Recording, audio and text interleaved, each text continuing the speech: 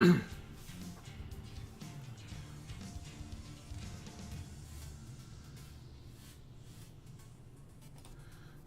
quick test of sound.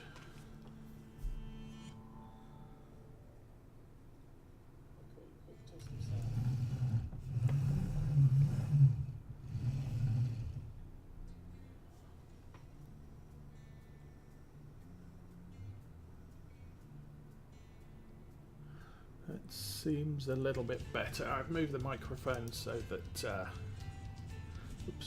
I've moved the microphone so that it's not on the opposite side of the steering wheel to my face. So hopefully that'll cut down some of the noise that the steering wheel makes. In the meantime, we have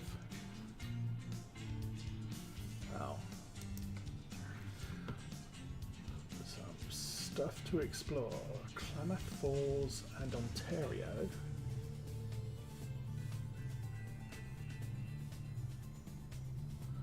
Or Christmas stuff.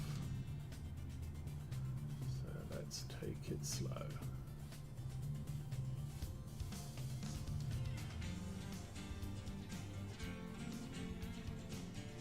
I'm not looking for Christmas stuff, I'm an idiot. Okay. Right. There was Christmas decorations. All the way back up to the north.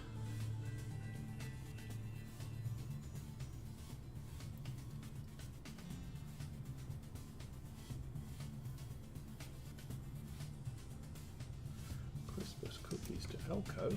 We haven't been to Elko. That has potential.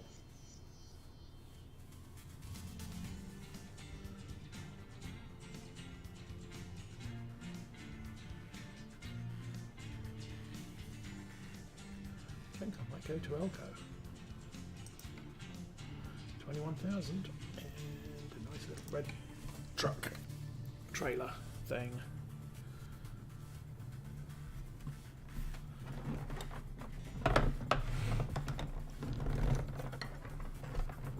Move the steering wheel a bit. Is that half a cup of hot tea? Well, lukewarm tea now. And here we are, born to be kings. Engine on. Looks like the lights are on. Yep. Parking brake is on.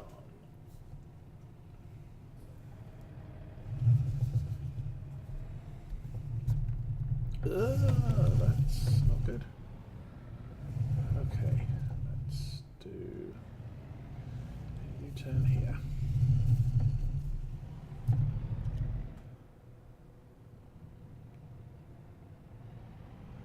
Oh, that's right, yes. They put a pallet right where I wanted to park the truck.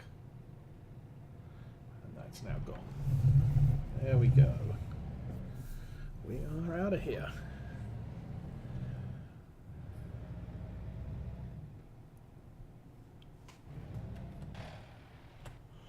Beacons are off.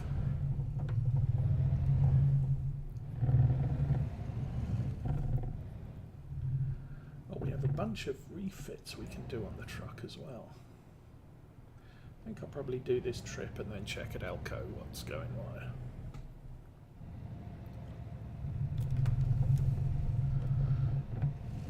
So I think as I logged in, there's, I can't remember, it was about 35 people or 65 people online.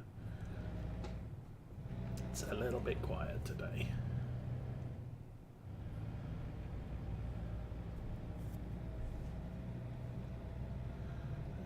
Sure is nobody here.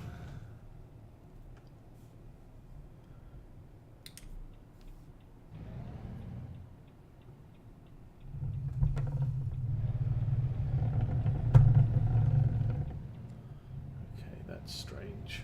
Why doesn't GPS tell me to drive down here?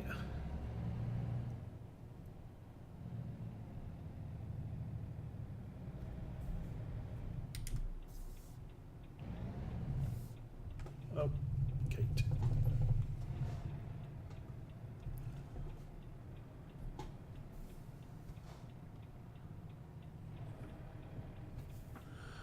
Merry Christmas, Magnum. How you doing? And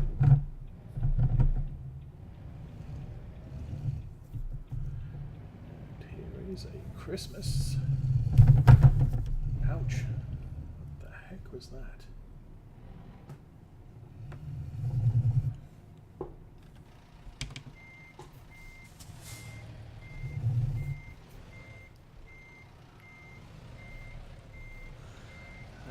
Lots of people with nothing Christmassy to do at the moment.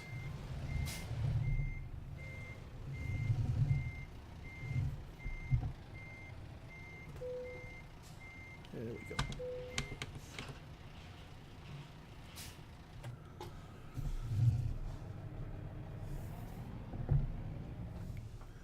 So, how far are we going? 9 hours, that's... 4 hours is 10 minutes, so that's almost a 20-minute trip.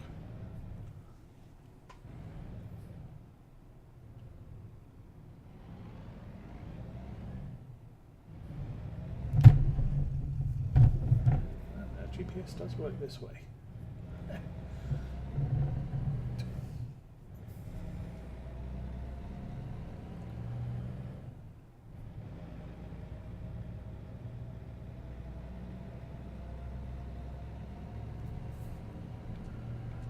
Once again, the sun is setting on another truck sim stream.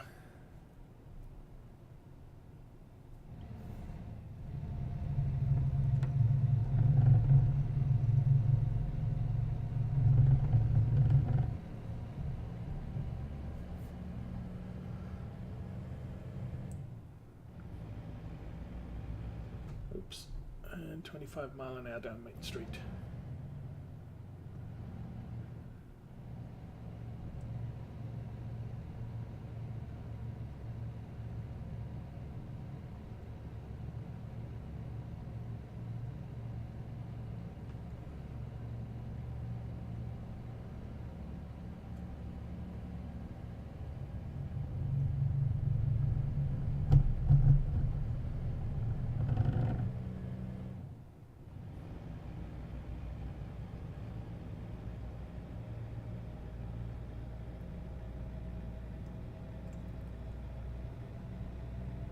If I remember rightly, this was a $20,000 trip. So that will put us on 270. We have 400,000 to pay back since I borrowed money to buy the garage in Portland.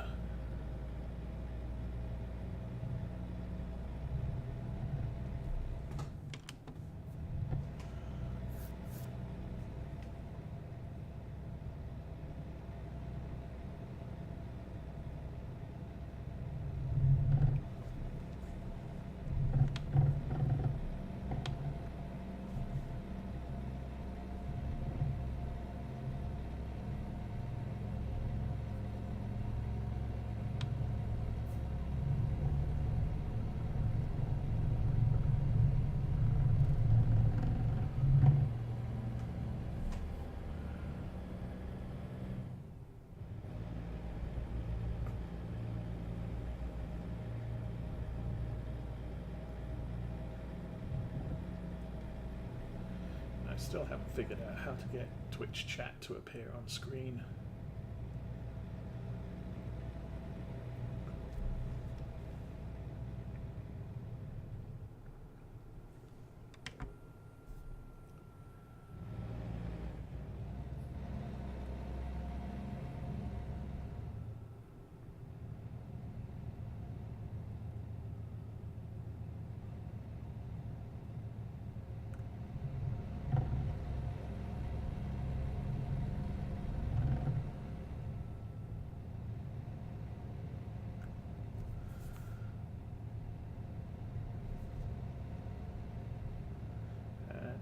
Managed to figure out how to do extracts of video from a stream. So I had to pull the last 10 minutes or so off yesterday's stream when I pushed it to YouTube because there was some copyright material going on in the background.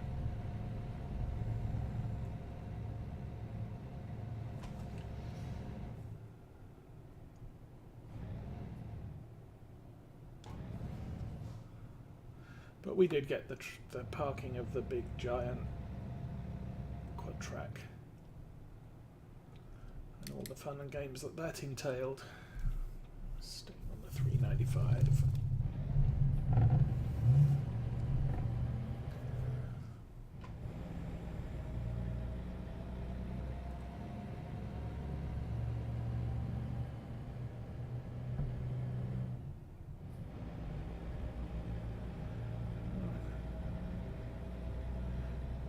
Crossing which didn't entail us going airborne.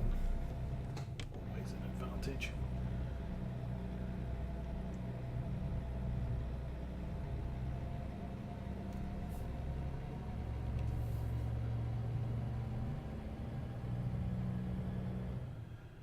And since I think we're heading south, I don't have a compass.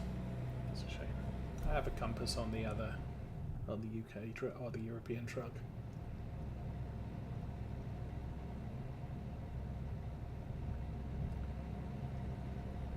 I have a compass in my car. I find it very useful.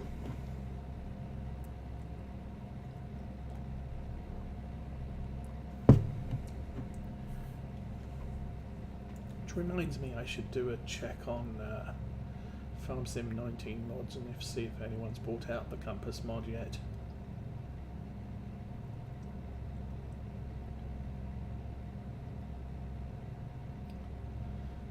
Before GPS came out and I learned how to do GPS, I figured out how to drive in a straight line with sort of half a degree variation to the left or right of the straight line. It does help you be a little bit more efficient when you're seeding or spraying your fields.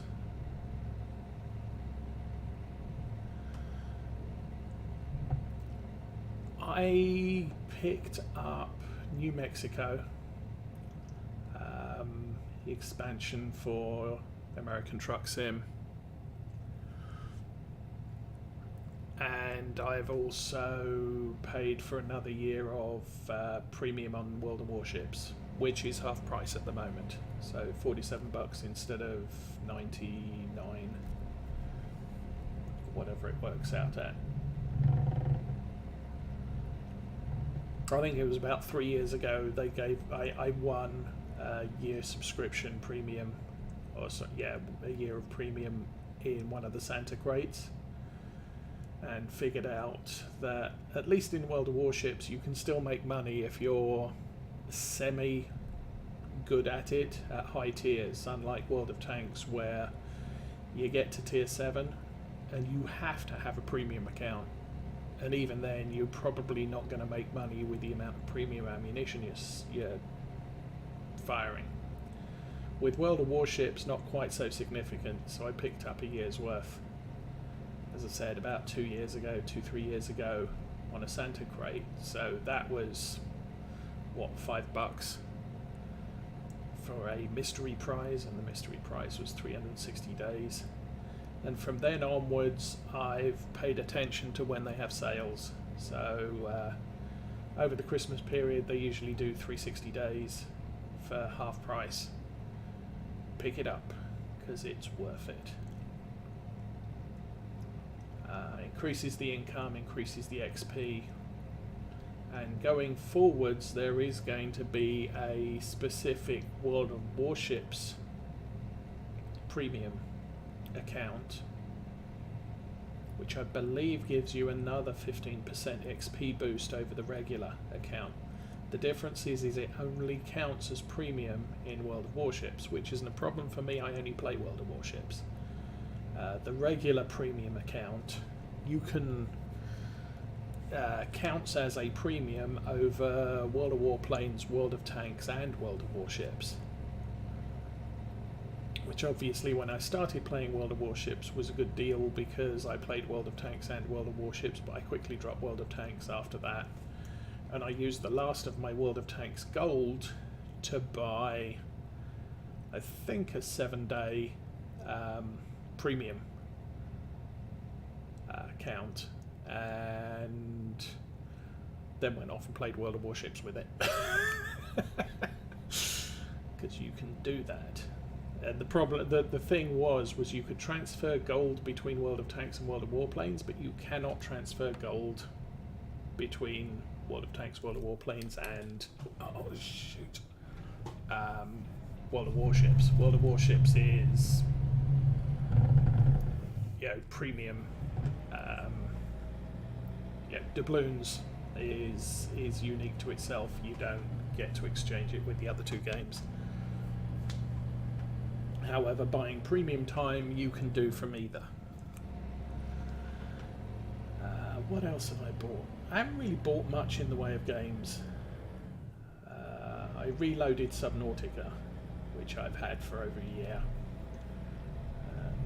Primarily because I got to the point in the lava zone where my previous computer couldn't handle it.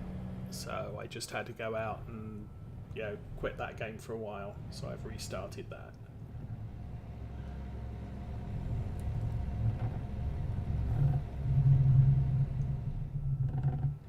But my wife and I this year, we decided we weren't going to buy tons of Christmas presents and then feel guilty about it. Because in the past we've bought each other stuff, and a lot of the stuff is still sat in boxes on a workbench waiting until I get to the point where the project reaches a need to use it. So rather than do something like that, we just said, look, we won't buy specific Christmas presents this year, or expensive Christmas presents this year.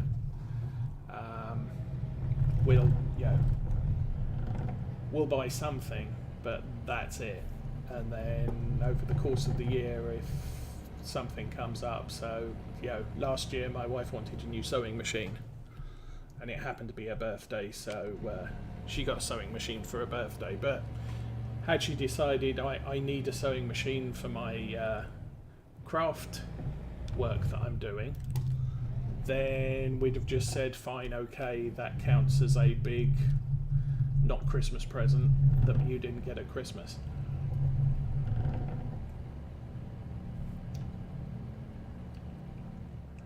This year we've decided we're probably going to build a bunch of furniture out of 2x4s.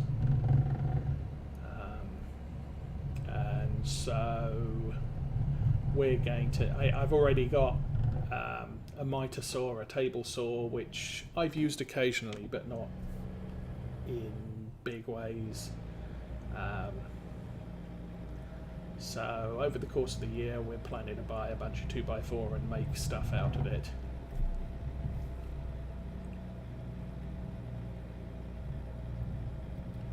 She's been watching YouTube videos on how to make stuff out of 2x4, like benches for the backyard and what have you. She's even got the thought of making a kitchen table, which I don't mind. Yeah, we can do that. But I figure when we actually get down to building stuff, we are going to need some clamps, and preferably some clamps where you can push the wood right in and get it all lined up between two pieces. So that'll be a I didn't get it for Christmas present type of thing.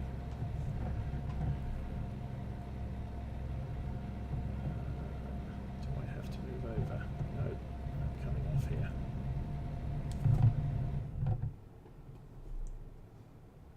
I think I'm coming off here.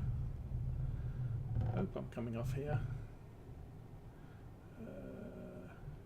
I think I'm staying on this side. Oh, this looks good. Looks like I've been here before too.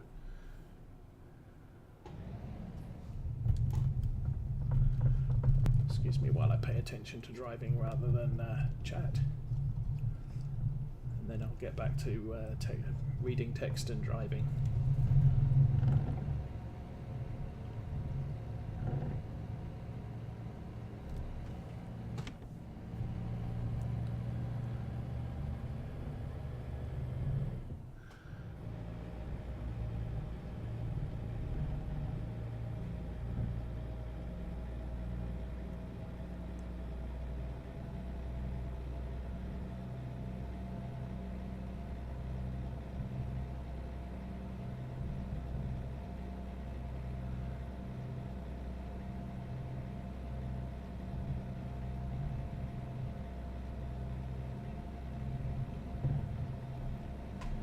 Yeah, and I probably need about 2 or 3 of those. And then we can just clamp successive pieces of wood together. Yeah, I've already got a ton of wood glue. We've got, I believe some people call them socket hole drill, and what's it, jig, that basically allows you to drill a hole at a slight angle into a piece of wood and then screw it to the next piece of wood on the inside of whatever you're making. I built a bunch of cabinets using it, so my cabinets are all screwed together. The screws are all invisible from the outside.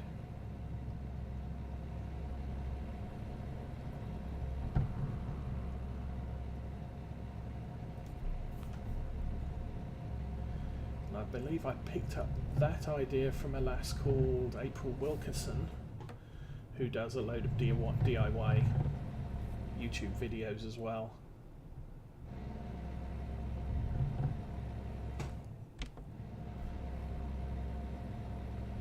Except she does all sorts of crazy projects like laying, laying out a patio and all sorts of fun stuff like that.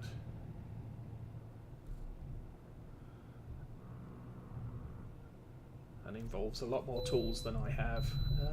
You can bypass the thing. Okay, thank you. They will bypass the thing. I will drive all over the road doing it.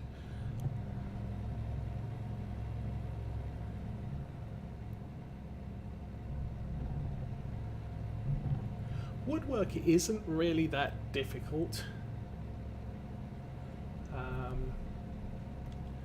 Actually, during my high school, what would it have been? The 3rd year at high school. We had 5 years at high school, so up to the 3rd year at high school, 1st, 2nd, and 3rd. So the year where you are, what would it be? You're 11 when you start high school. So the year you turn 12, 13, and 14, we had to do shop. And at least one of those was cooking, which, yeah, whatever. And then we took different semesters. I had a plastics class where we ended up making a key ring, which really isn't that difficult because you just get a little tab of plastic and then you're pretty much filing it down until it's the shape you want it and then drilling a hole through it. Obviously the tricky thing is with that is drilling a hole through it without the plastic exploding. A couple of kids exploded their plastic key rings. But mine actually ended up in one piece and I think my mum still uses it. We did woodwork, which we built an audio cassette rack because that was in the days before CDs were invented. And so, you know, get 2 flat pieces of wood and shape them so they're the same shape, drill 3 holes in it, plug some dowels through the holes, and hey presto, you've got a little rack that you can put audio cassettes on. And I think my dad still has that. I think we made something else with wood, but I can't remember what it was. And then we had metalwork class, which, yeah, I wasn't really any good at that. So I figure if I'm going to make stuff, I'm going to make it out of wood, not out of metal, because I don't do welding and that sort of thing.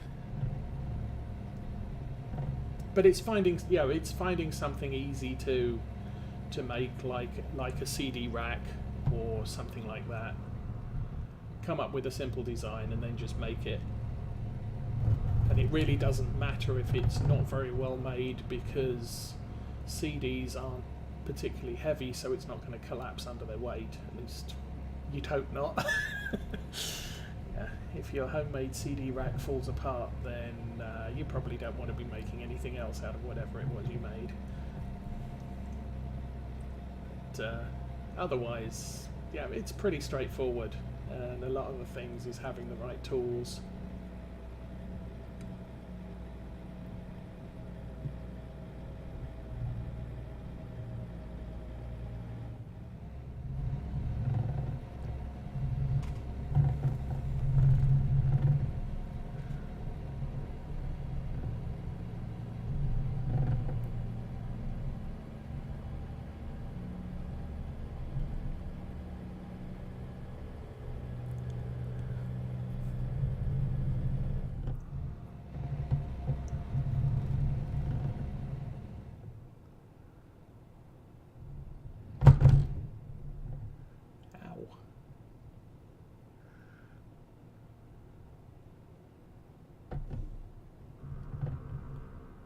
Yeah, I had a couple of old LPs back in England, and so I bought this really nice stereo system with a turntable back when, just before they stopped making, selling turntables as part of a big stack system.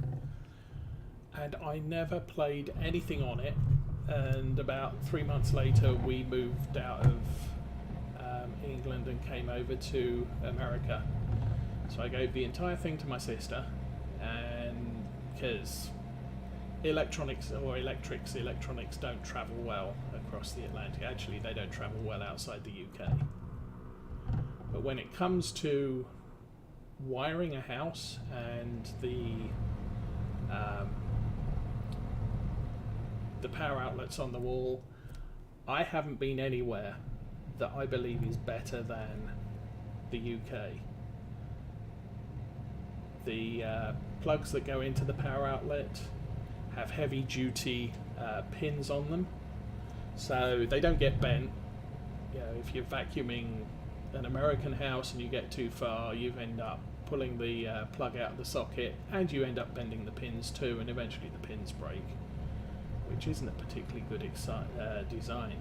They're also designed with safety, so the live and neutral wire pins are shrouded in plastic at the base, and it's only at the ends, and then there's a sheath inside the wall outlet which covers the live and neutral contacts. So you can't have kids sticking their fingers in the hole and electrocuting themselves, and you push the earth pin in and it pushes the sheath aside, so the live and neutral parts of the plug will touch the contacts, and at no point can you ever touch a live piece of wire. And then they also have an on-off switch, so you can isolate an electronic device from the wall just by switching the outlet off.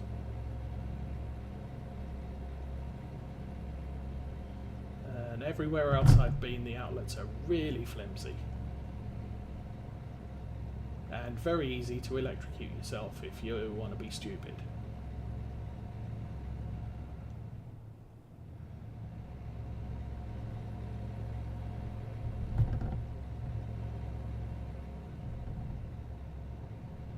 Yeah, they run a 240.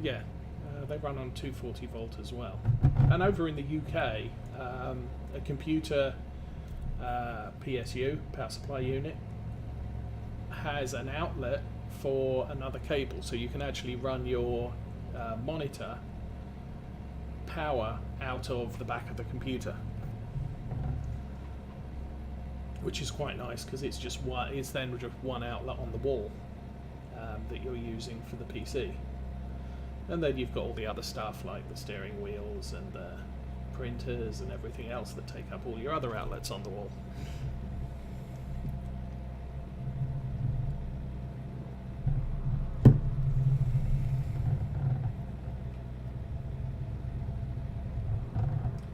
And back when I was a kid, you used to be able to buy the parts to make your own extension cords and multi-way outlets.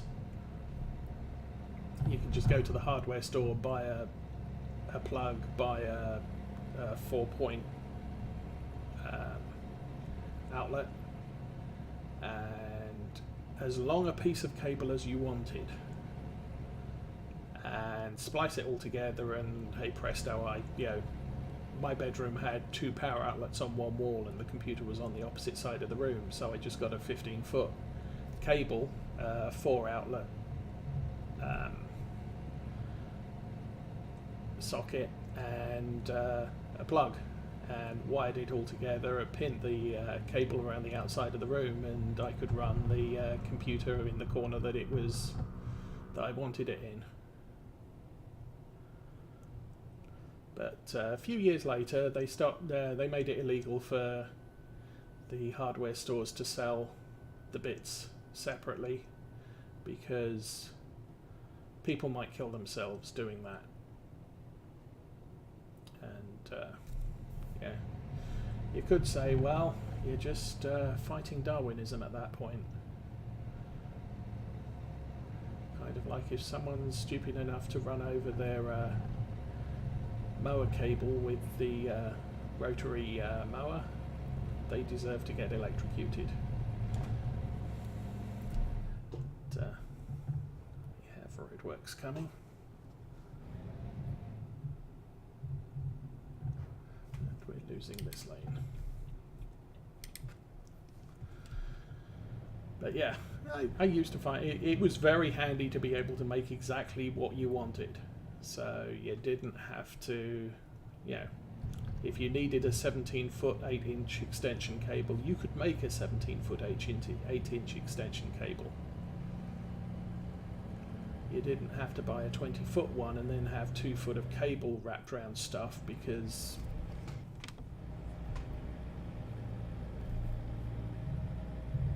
you couldn't buy it shorter.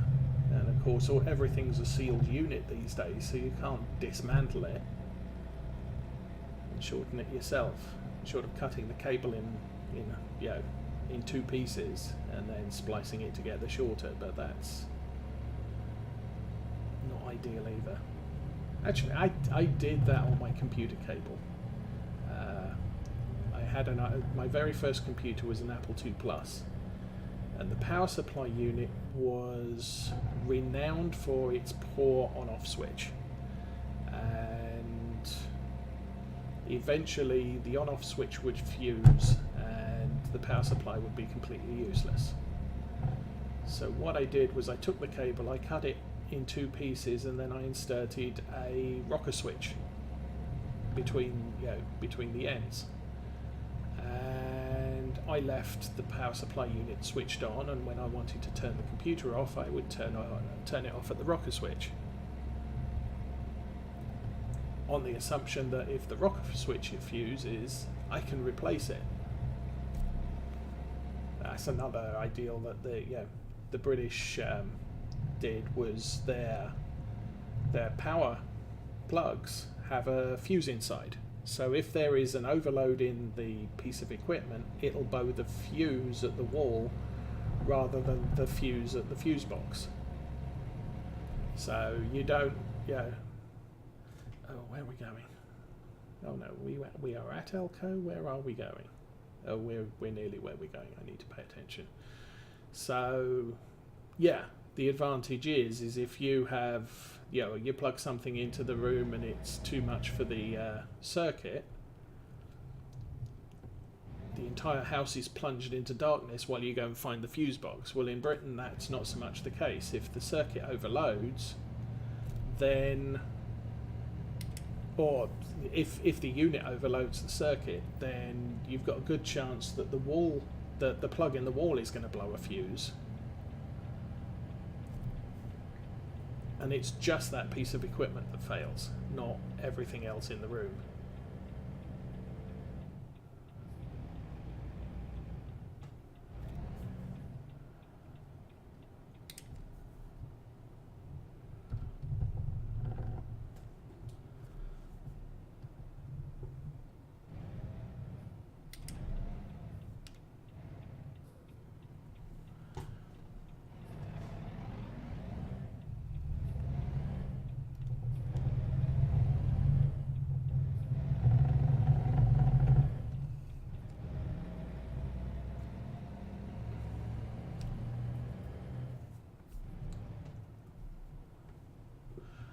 I actually had a friend from England who moved to France, and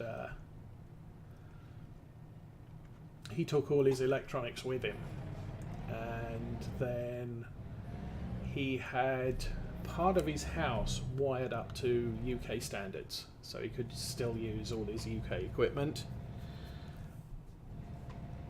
and all of the power outlets he hid under little panels in the floor, so that when health and safety came to check on his establishment, they were perfectly happy that it all obeyed the rules of the French electrical systems in the house, and little did they know that actually there's an entire circuitry of British compliant wiring under the floor that you can't see.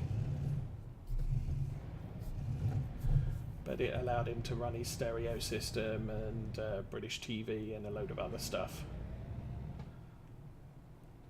that otherwise just wouldn't have worked.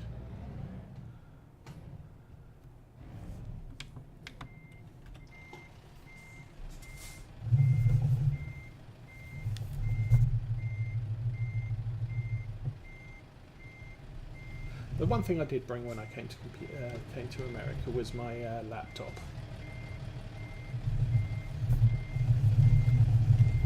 And what I did there was I went to the store and bought a power lead for that laptop with an American outlet or an American plug on the end. You're not going to ding. Okay. I need to move this trailer over to the right as we're looking at it.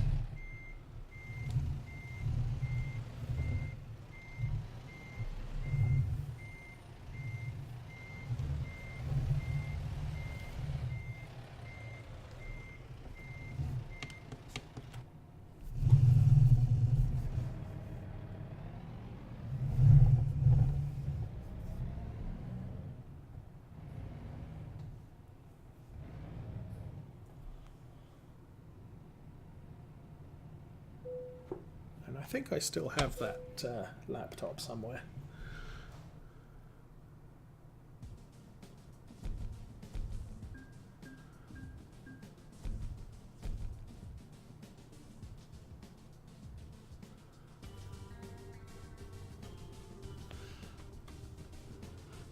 Oh, we've gone up a level. So what shall we do? What's class 4? Flammable solids or long distance. Let's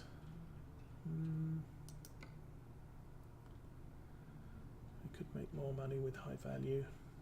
I could do fuel economy.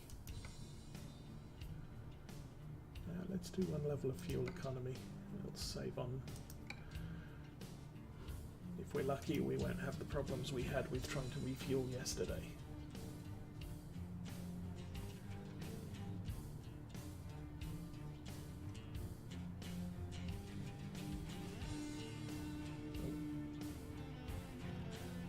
Doors.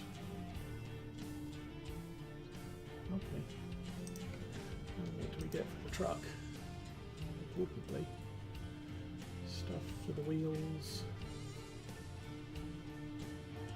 550 horse engine. Yeah, that could be all. Okay, 550 horsepower engine and an LS gearbox transmission. Okay.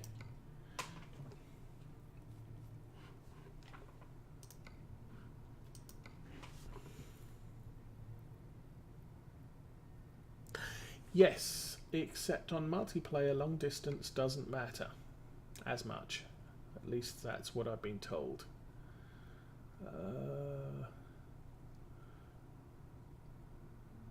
I tend to ramp up at least 3 levels of long distance, and then maybe do 1 level of high value, 1 level of fragile, so that you get access to more deliveries. But then I would go all the way with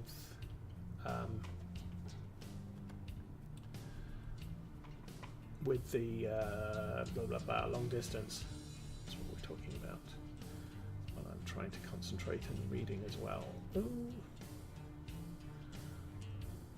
So there's a Christmas. Whoa, that's kind of a long way.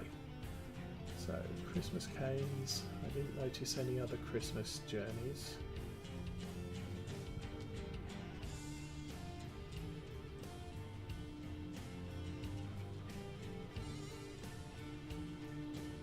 Ontario. That That's one of the places I haven't been. I could do that. How's about that? And it's a big different thing. Yep. I think we're going to haul a bulldozer.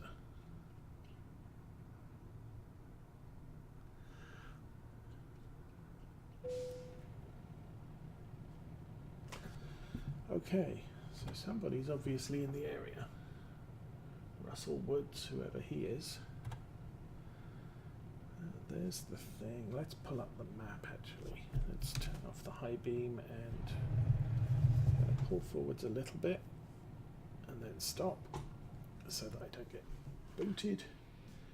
And let's look at the map and see what's out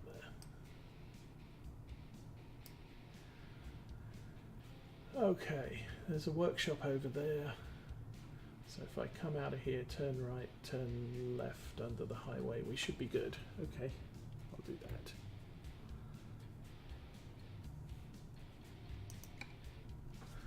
And another $20,000 job.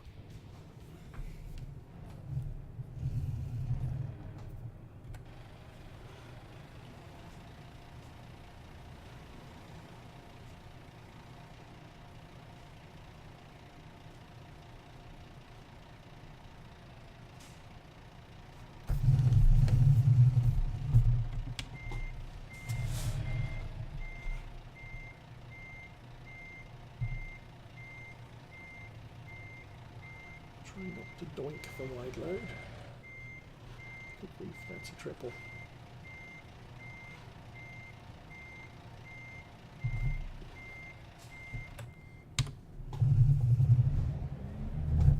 Oops.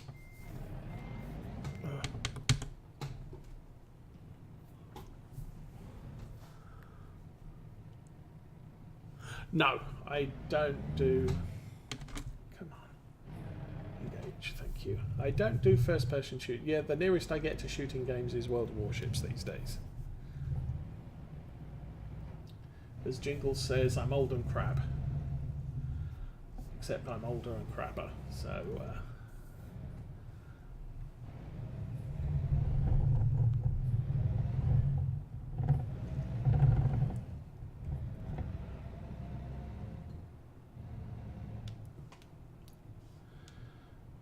Yeah, even solo play, I don't, because I really am crap at aiming at stuff that's moving.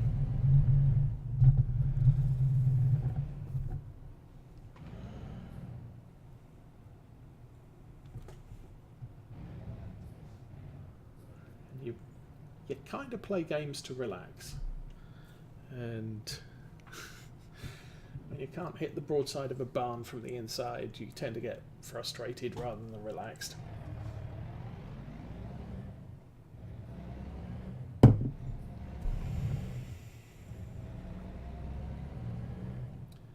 At least with World of Warships, it's not my skills that's the problem most of the time. Like the Musashi game last night, where I played right. I had quite a good game. Unfortunately, I finished dealing with what I was dealing with, and next thing I know, I've got the, you are your team's last hope, and it's sort of, seriously, everybody else has gone and died, but there's still half the enemy team left. What were you guys doing? Of course, when you get a good team, it works the other way, and you're sort of, yay, I just sank a ship, and then you look up and it's sort of, oh, there's nothing left to shoot. What happened? You guys are too good. I want targets, or the only targets are around are right across the other side of the field. Sort of, it's going to take me half an hour to get to that side of the map to sink things. Ding. Press the enter button. Oh, let's fix the tyres. Yeah. Lots of tyre damage. And now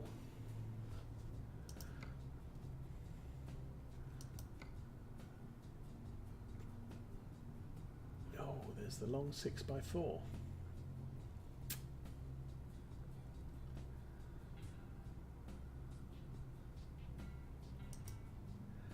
just go with that.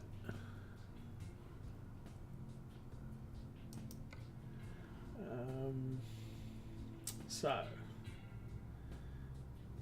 do that one or that one. Oh, let's go with the Volvo 550.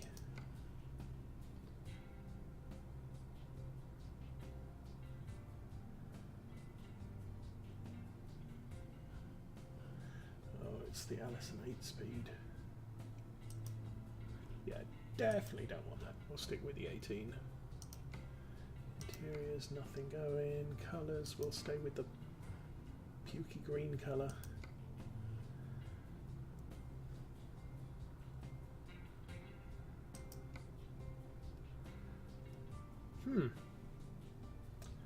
What do we think of that one?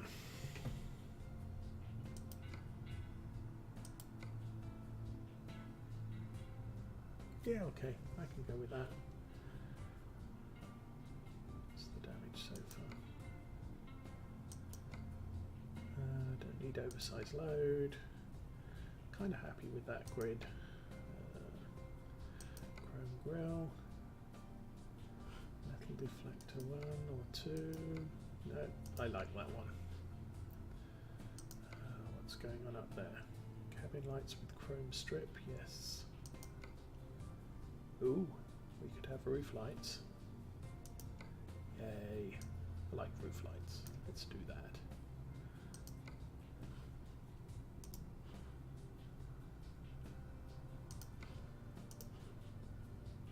Don't get much choice on the roof light grille though.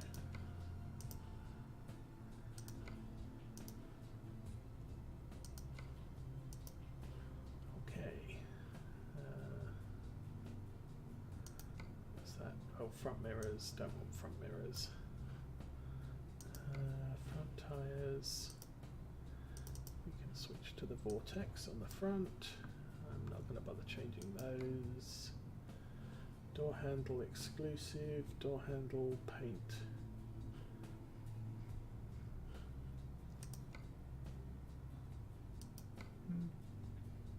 I'll stay with the exclusive, I think. Main mirrors exclusive. What's this? Side skirt standard, yeah. Chromed flares, that's good. Let's upgrade the rear tyres. Oh. That's good. Yeah, that's fine. Dual exhausts on the back.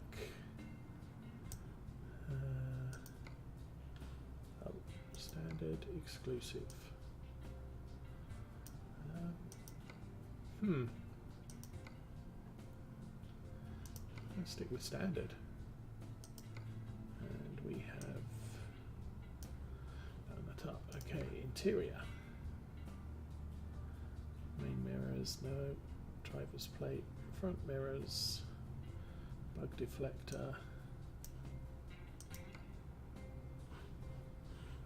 Hood mirror, side mirror, steering wheel exclusive. Anything else inside we can change? Sure doesn't look like it. Oh. Oh yes, I can put a thing.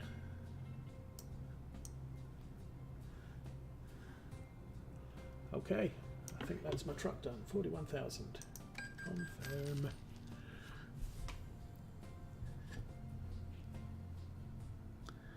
Yes, that would be nice.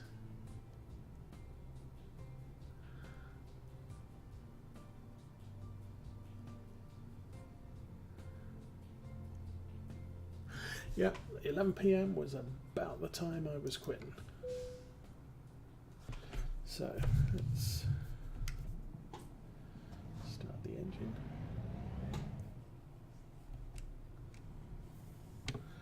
Move forward a little and stop. F4. Front auxiliary, roof auxiliary, high beam. Close that and let's get out and have a look. Yay, lots of lights. And it's the high beam. Oh, hello. So that's lights off. That's level 1 lights, that's level 2 lights, and that's high beam. And we still have the blinky lights at the back. Okay, let's go get our load.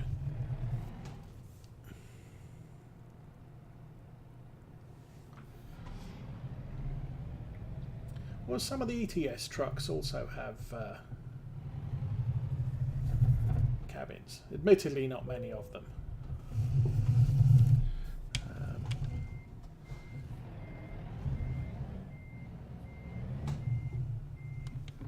Because most of them are very short wheelbase, but some of them have a sort of sleeping area in the roof.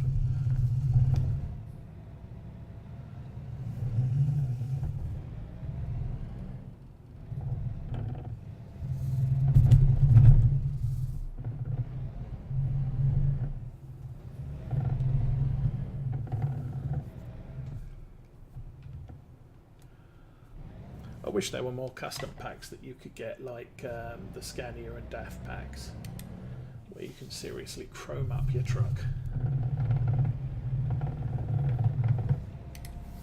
Oops.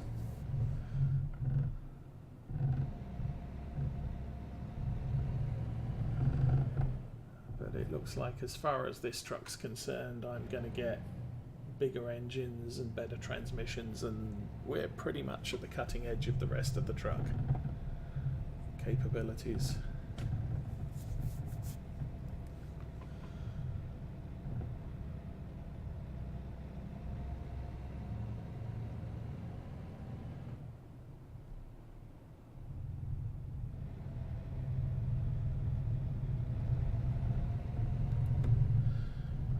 So this time we're carting a dozer up to Ontario.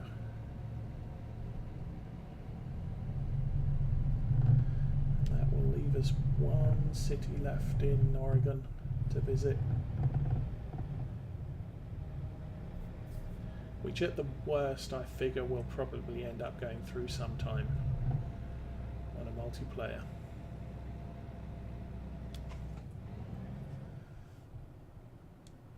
Okay, where's my truck? Right about here.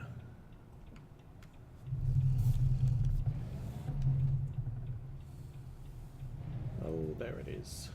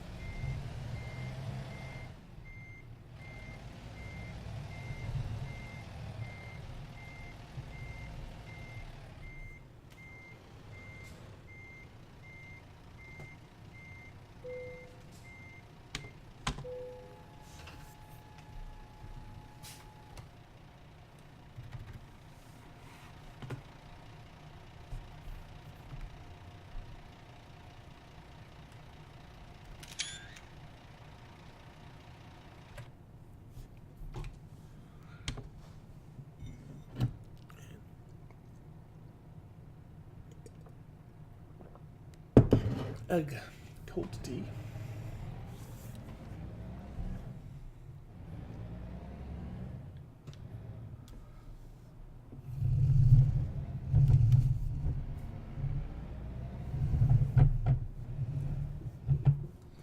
Oh, I should check that. What do we got on the back?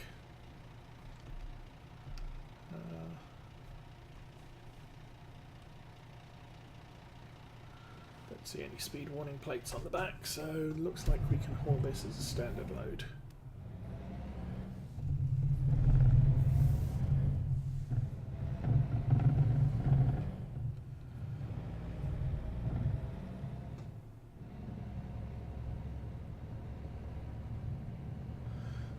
Oh dear. That was a gas station. Let's see if we can do this.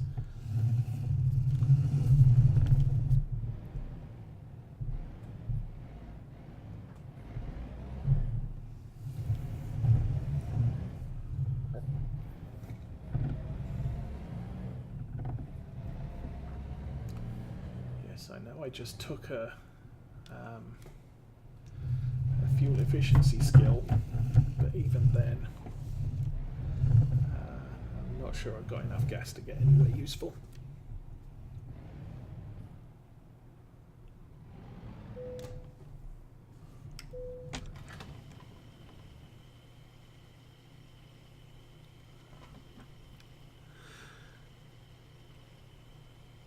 Hi Clumsy, how you doing? Thank you very much. Good Merry Christmas to you.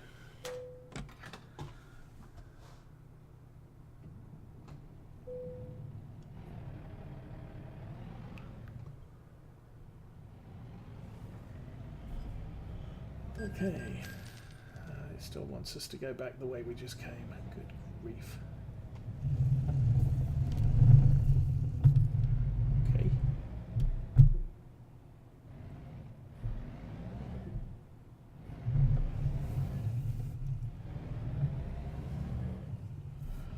In spite of the long wheelbase, it's still fairly manoeuvrable.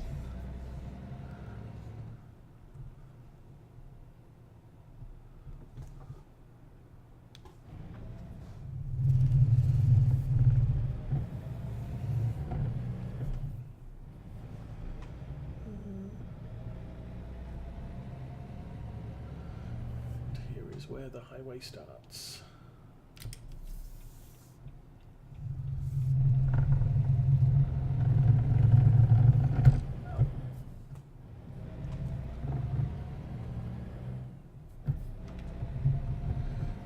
Yay, light up like a Christmas tree.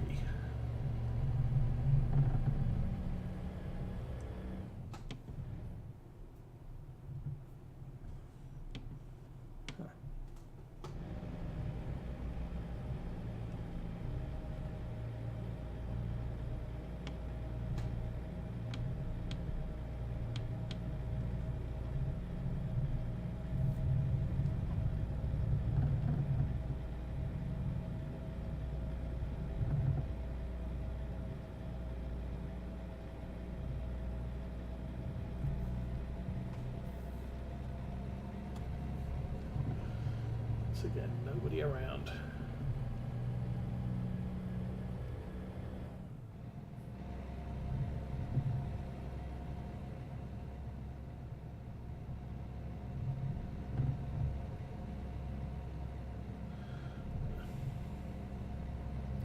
A 20-minute drive north.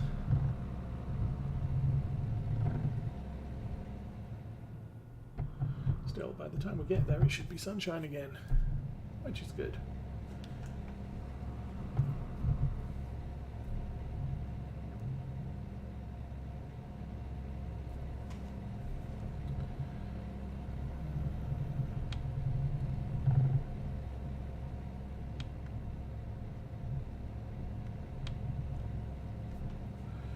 Okay, it looks like top speed on this truck's 65.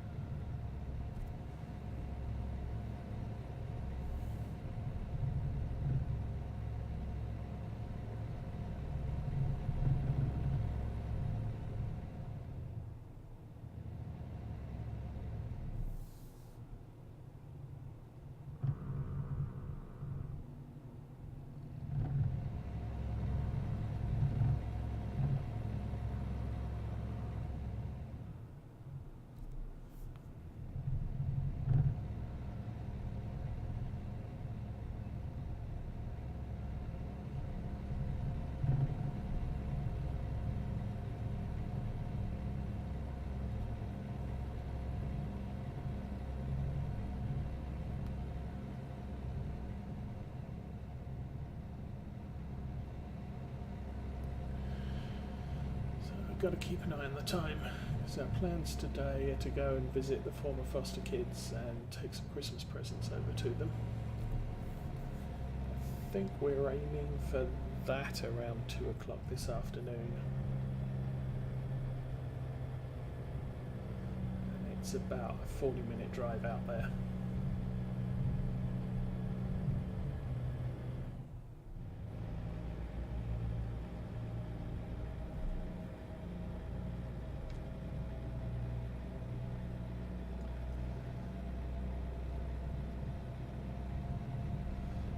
Probably be back this evening and we can do some farming simulator. Just checking my Stantial Apache playthroughs, and I really haven't done a lot of that. I've only done about 6 streams.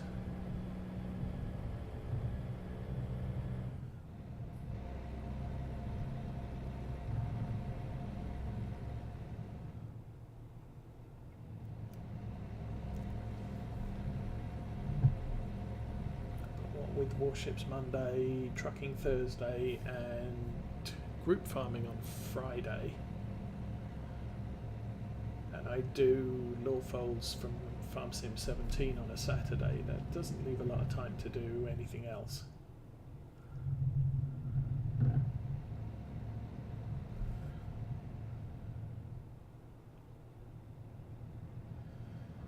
There's way too many events coming on over Christmas for Warships and Trucking that I'd like to get done. I did complete the ETS 2 one. Oh, we're coming off here.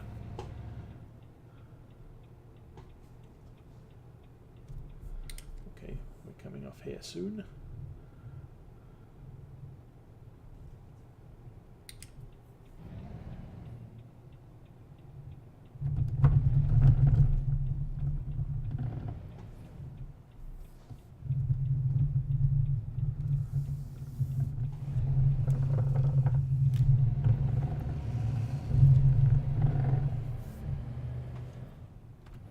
Side view on again.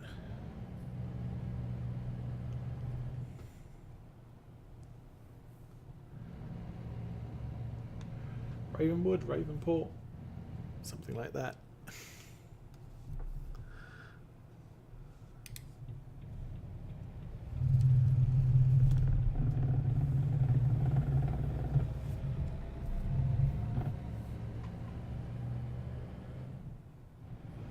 Good morning, Bin Pin.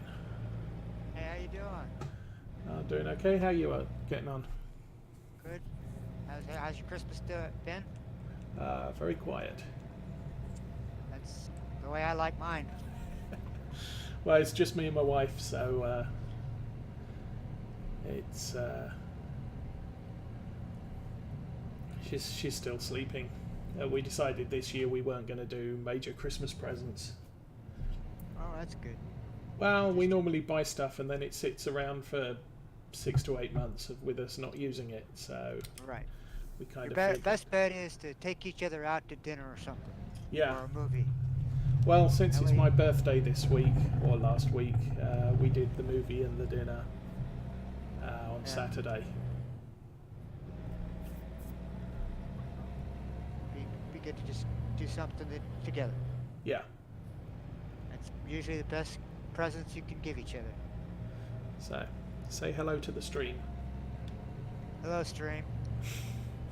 I'll eventually get to see you here in a minute. I'm trying to up my Twitch here.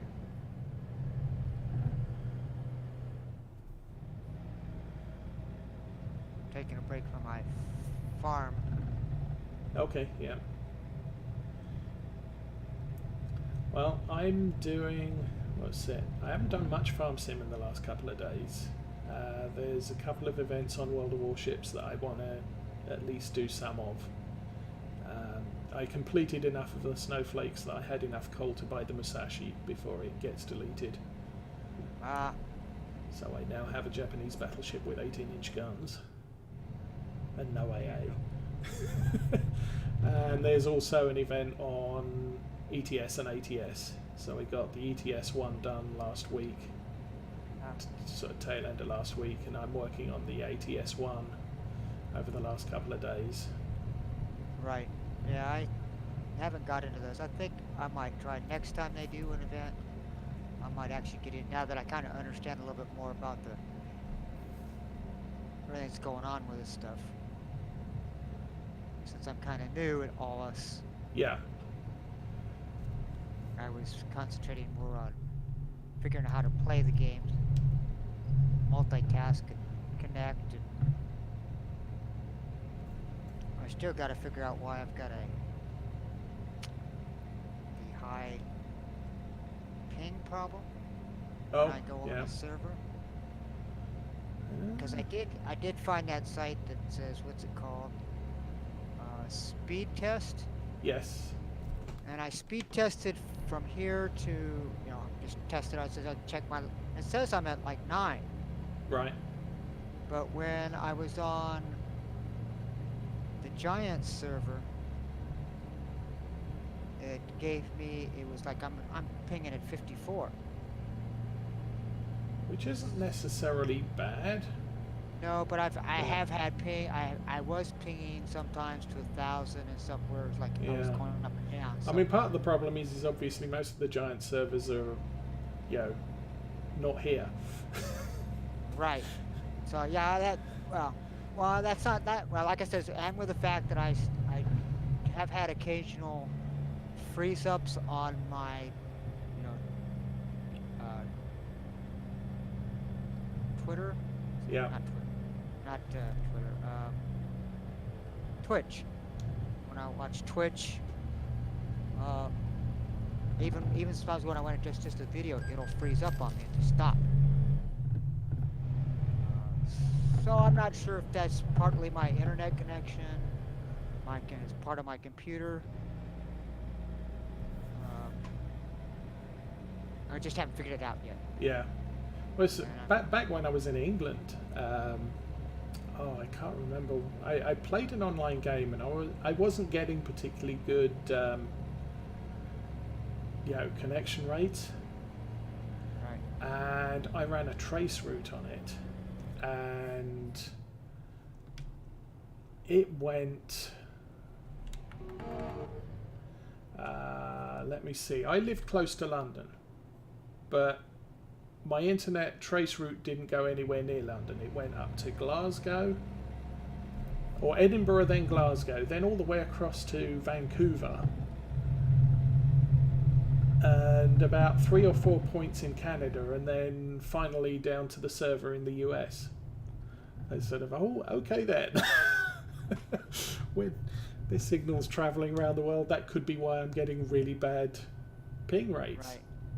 Well, and like I said, even like right now when I'm talking on Discord, I can tell that my ping is high because every once in a while my communications will ping out and then it'll come back. So I'm going, okay, I might try, and I went out and bought a bunch of cables because I might actually try doing a hardwire because I'm not hardwired to my that did server. make a big difference for us. I might try that and see if that'll drop a lot of this down, because I think that might be part of it. Yeah. That might be a lot of it. And so because I'm downstairs right now. Yeah.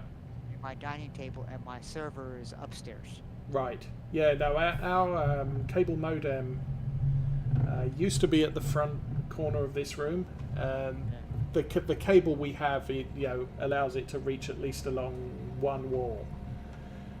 We moved it close to the computers, but then I'm running rather than going wireless, we Cat6'd everything. I've got a router in the back on my desk, which allows me to plug in my office PC and my PC into the router. Then that single cables across to the modem. My wife's plugged directly into the modem, but that made a huge difference to our connections.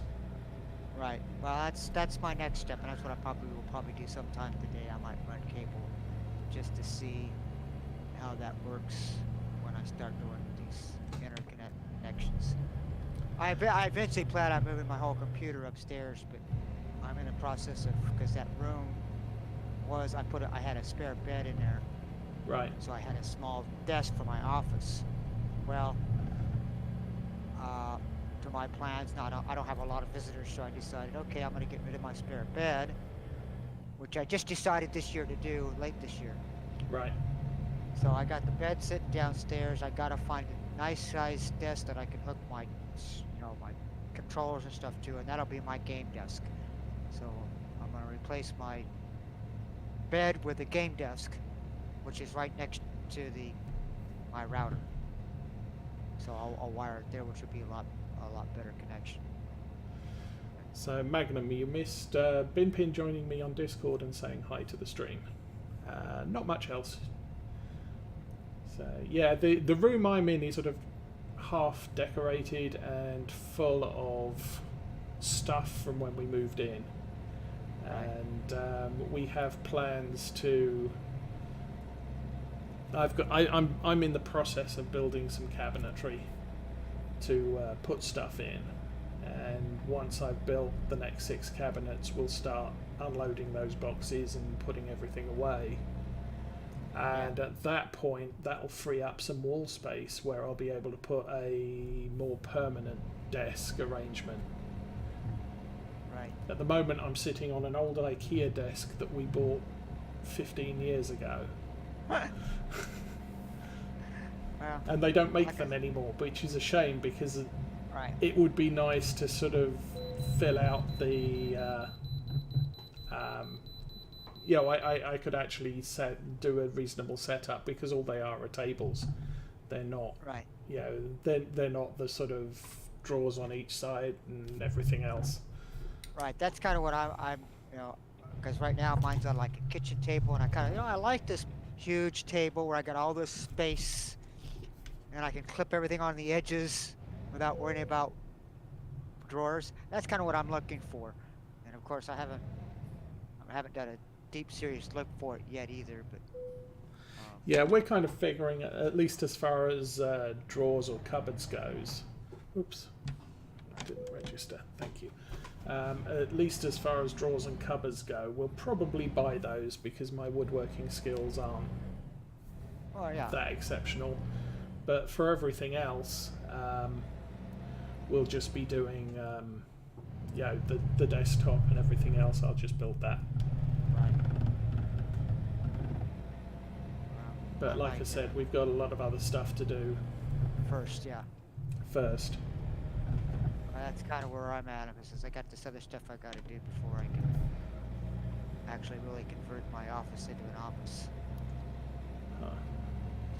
Since it was a spare bedroom, I have some things up there that I'm gonna have to turn into. Well, I mean, I do have a chest of drawers, which I'll just turn into drawer space for the office. Yeah. I think I got a bunch of stuff in there that I don't really need for the office that I've accumulated over the years I've been here. Yeah. But yeah, all the advice I read on that count is it's best to have a short cable, and then your data run should be on Cat 6 or Cat 5. Right. So my plan is possibly to buy a shorter modem cable, Right. and then put that back at the front corner of the house, so we're running along the coax for a shorter distance as possible, and then I'll run the cable round the room to where we're going to have the computers, and everything will be plugged into the router, including the printer. Right. Well, like I said, this is all stuff I've got. Actually, I'm probably gonna go to a bookstore someday and near future buy something about computers and refresh my memory and all this stuff. Networking for dummies. Yeah, there you go. Yeah, that's about my level. Because everything has changed in the year, so many years, since it's been so many years since I've actually done anything. Yeah. With it, that it's like I'm trying to figure out, okay, how am I going to hook up my computer modem or Bluetooth or whatever it is in the computer now. That's where I'm at now. I'm not even sure what, because we used to call them modems. I guess they're not really They're modems still anymore. kind of modems.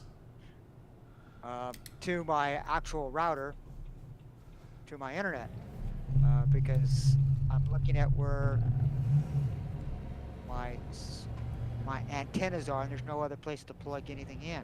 Right. So I'm like, okay, do I just plug this into a regular? Do I, HTML cable? Or can I find something that there's a special connection I can do that's a better connection than just...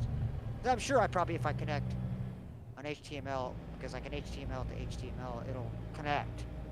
But yeah, it's I kind of figure, if you need to extend, put a router in the middle that's powered, so that you get a little bit of signal boost when it goes through the electronics in there. But yeah, I found while wireless is really easy these days, you can just sit a computer down, turn it on, tell it where the modem, tell it where the Wi-Fi signal's coming from, and you're connected. It's not really ideal, not for gaming. Not for gaming. Yeah, it works well for office. Yeah. Which is what I originally was set up for, and which worked pretty much fine for me for everything I did. I even did YouTube a lot on it, and no problem. But as I started getting more like Twitch, and Discord, and gaming, and that's where I started to have these glitches. And now I got to start figuring this all out, get it fixed. And I know part of it's that it's wireless, and I need to fix that. But what's the best route to do? I think I need to start figuring out. Go back to basics. Go back to school. and learn all the stuff I need to know about RAM and CPUs and memories and all that stuff, because it's even a lot, like I said, looking at the codes, a lot of the codes have changed. So I'm looking at stuff. What does this mean? Yeah. What does that mean? I have no idea. I could be buying a piece of junk and not realize it. Exactly. So I need to go back to educating myself, and I figured I'll probably go out and get a book. Yeah, it's been a long time since I assembled my own computers. Typically, when I buy a new one, it's It's pre-built. Right. Oh, well, this one. And I generally over-specify the memory and over-specify the disk space in the past. But then after that, it's okay, now I've got some money, it's time to upgrade the processor, it's add more memory, add a sound card, whatever. But that sort of stuff I can do. I could build my own PC, but I've generally found in the past that buying all of the stuff, case, power supply, PC, keyboard, or keyboard and mouse and everything else, and by the time you've set it all out, you could just buy a small system that gets you up and running, and then you can say, okay, where am I deficient? I mean, my first PC, the first thing I did when the box arrived on the doorstep was I went down to the electronics store and bought some more memory, because I'd bought it as an off-the-shelf build, and it came with, I think it was 2 megabytes of RAM in those days. Right. And so immediately down the store I'm buying 2 more, because 4 was the thing to have. And I'll also buy a good graphics cards and switch off the motherboard graphics, because frankly the motherboard graphics sucked. Right, well, that's kind of what I did with it. I went down to Best Buy, and they have a gaming section. And I kind of talked to the guy, and he goes, well, this one is best bang for the buck right now. So that's what I bought. And I figured right now that's good for, and that's what I'm using now, and it's good for the starter. And lets me play around with stuff. So if I need to upgrade, or as I get my education up, I go, oh, okay, so that's what I got. So, Right. well, that's not necessarily what I really wanted, but at least I'm up and playing, and that's what the big thing is. That's what off the shelves will let you do. Yeah, I mean, and this also goes back to, I mean, it's a story I read many, many years ago in the computer press where some guy built PCs. And he had an old farmer friend of his who came along and said, "Look, I need something to do my accounting on." And he said, "Sure, sure, sure, I can do that." And the guy said, "Yeah, this is looking at it. This is the the program I want to run." So our guy went out and he spec'd up all the parts to run that program. And 300 bucks at the time, you've got a functional piece, entry level PC that will run this guy's business software because that's all he was looking to run. Right. And a couple of years later, obviously the software company has upgraded their software every couple of years. And it comes time, you need to upgrade to the latest version. And he's like, yeah, great. And it doesn't work on his PC. And he threw up a stink to this guy when he comes back and he says, "Oh, yeah, I can upgrade your PC and it's going to cost you another $100. And he's like, "Why didn't you build a PC that could run this software, 2 years ago?" And he said, "Well, I could have done, but I'd have charged you $2,000 for the parts. And, and you've had 2 years of good use on the PC you currently have. Why over-specify when you don't need to? You don't have to pay $2,000 for a new computer when all you're going to do is Word and Excel and email." And it took him a while to calm down, this farmer friend of his, but eventually it was sort of, I saved you money, and yes, much like you buy yourself a tractor and then you buy yourself a bigger plough, and now you've got to get a new tractor which has a bigger engine to pull this new plough. I bought you a PC with enough horsepower to do the job it needed to do, and now you need a little bit more horsepower, so I can do that for $100. And the guy said, "Well, okay then."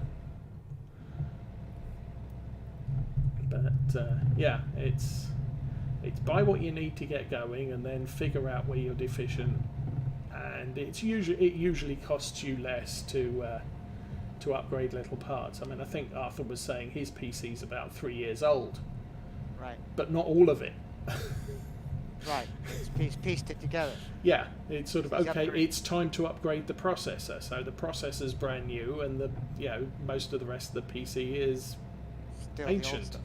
I mean, when I did the last upgrade on my PC in England, I had so many parts left over. My sister didn't have a PC at the time, so I said, "Oh, do you want a new PC?" And I said, it won't be a particularly good PC, but it'll do what you need it to do. So she's like, "Yeah, okay, fine." And I got all of the parts out of the out of storage from my previous upgrades, and the only thing I was missing was a 3.5-inch floppy disk drive. So I went down to the store, $10, bought that, and built an entire PC which was perfectly functioning, and she kept for a number of years. Right. Because she's not a power gamer. Right. And that's the thing I was at. Like I says, I had a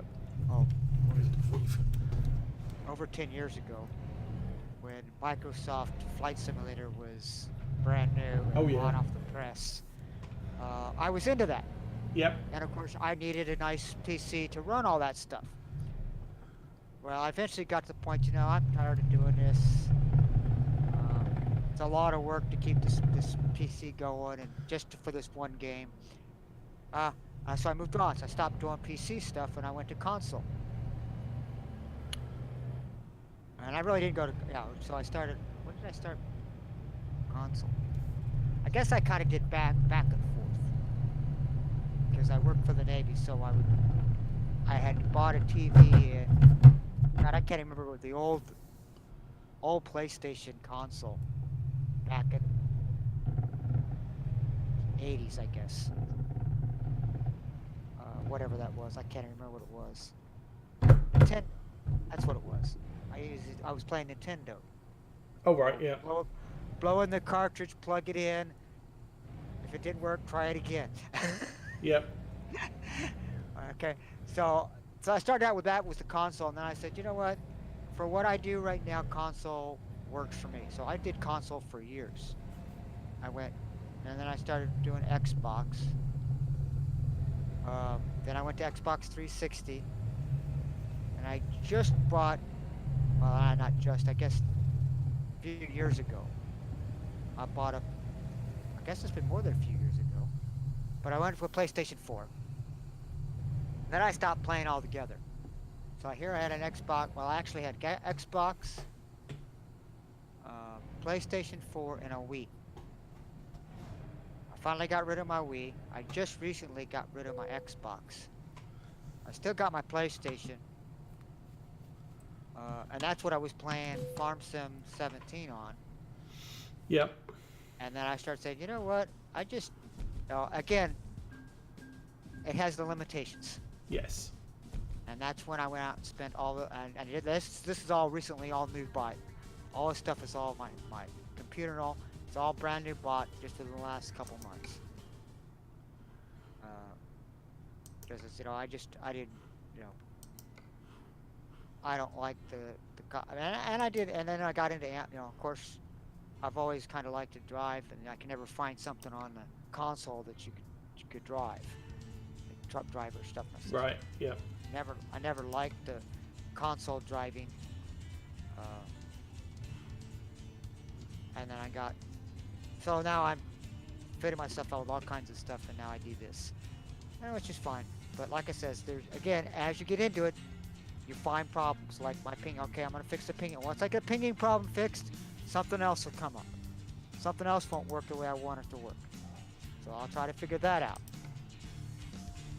But that's just the nature of the thing.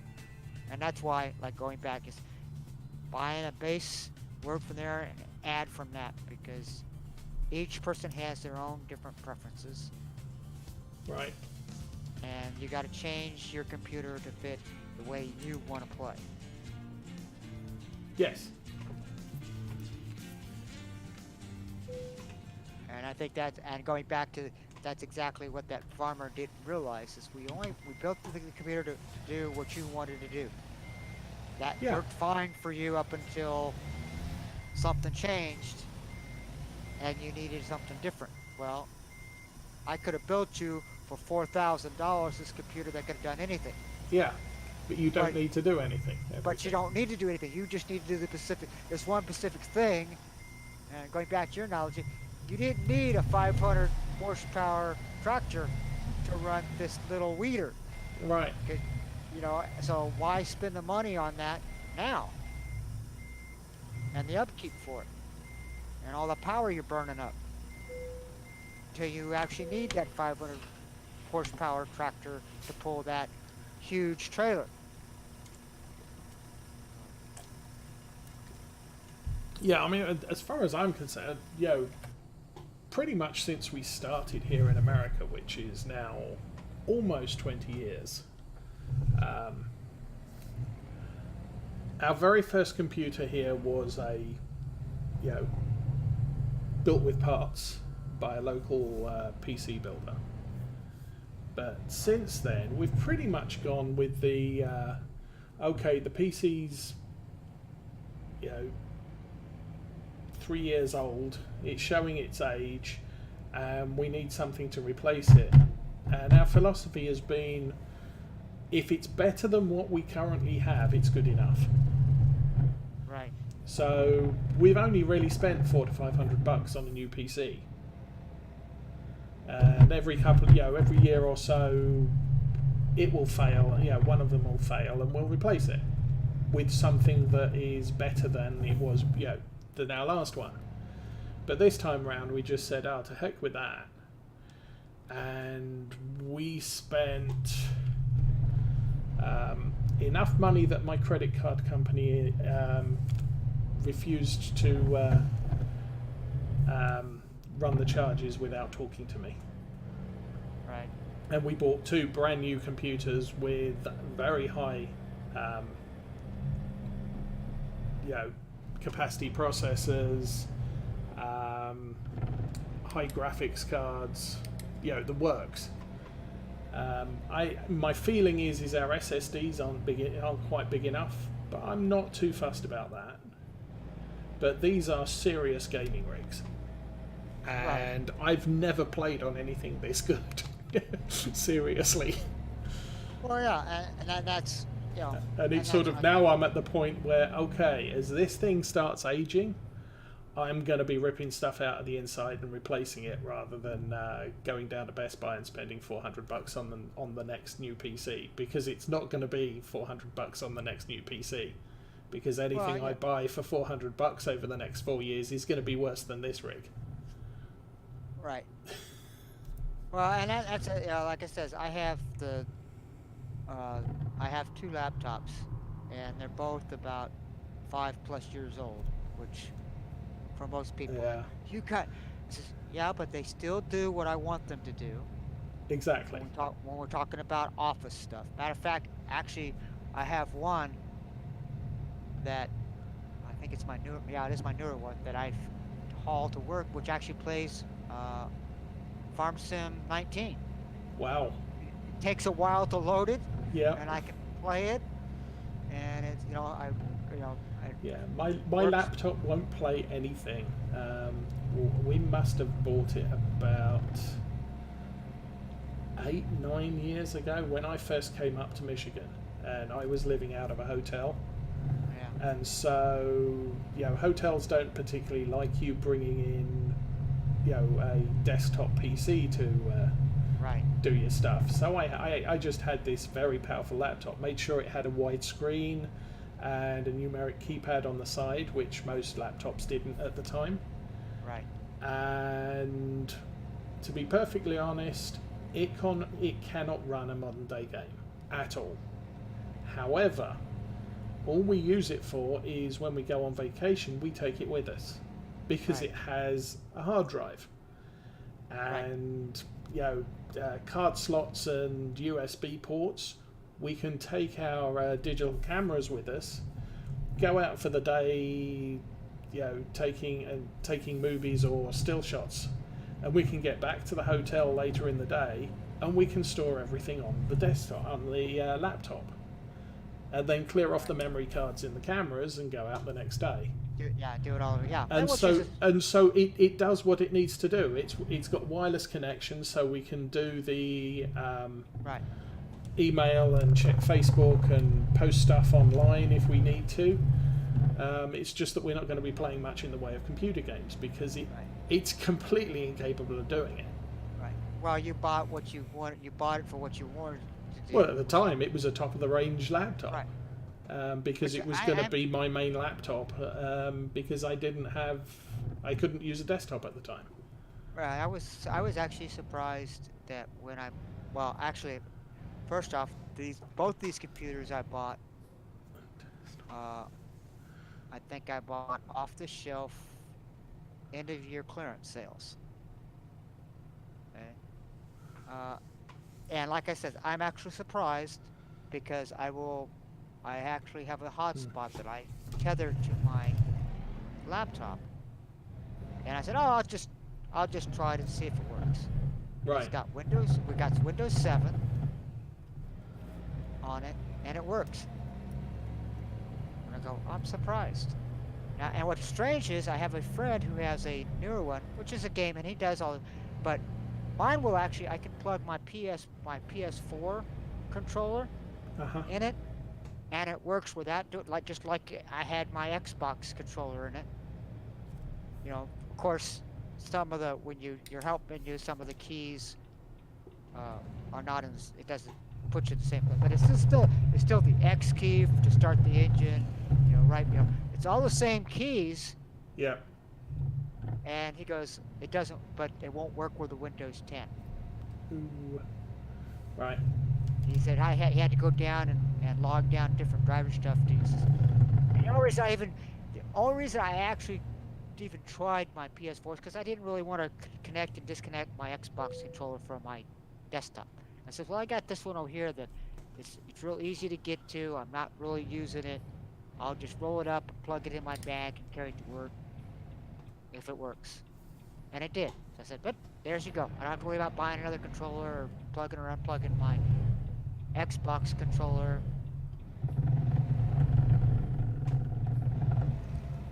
But now I think I might end up having to buy a game because I don't like it loads too slow. Right.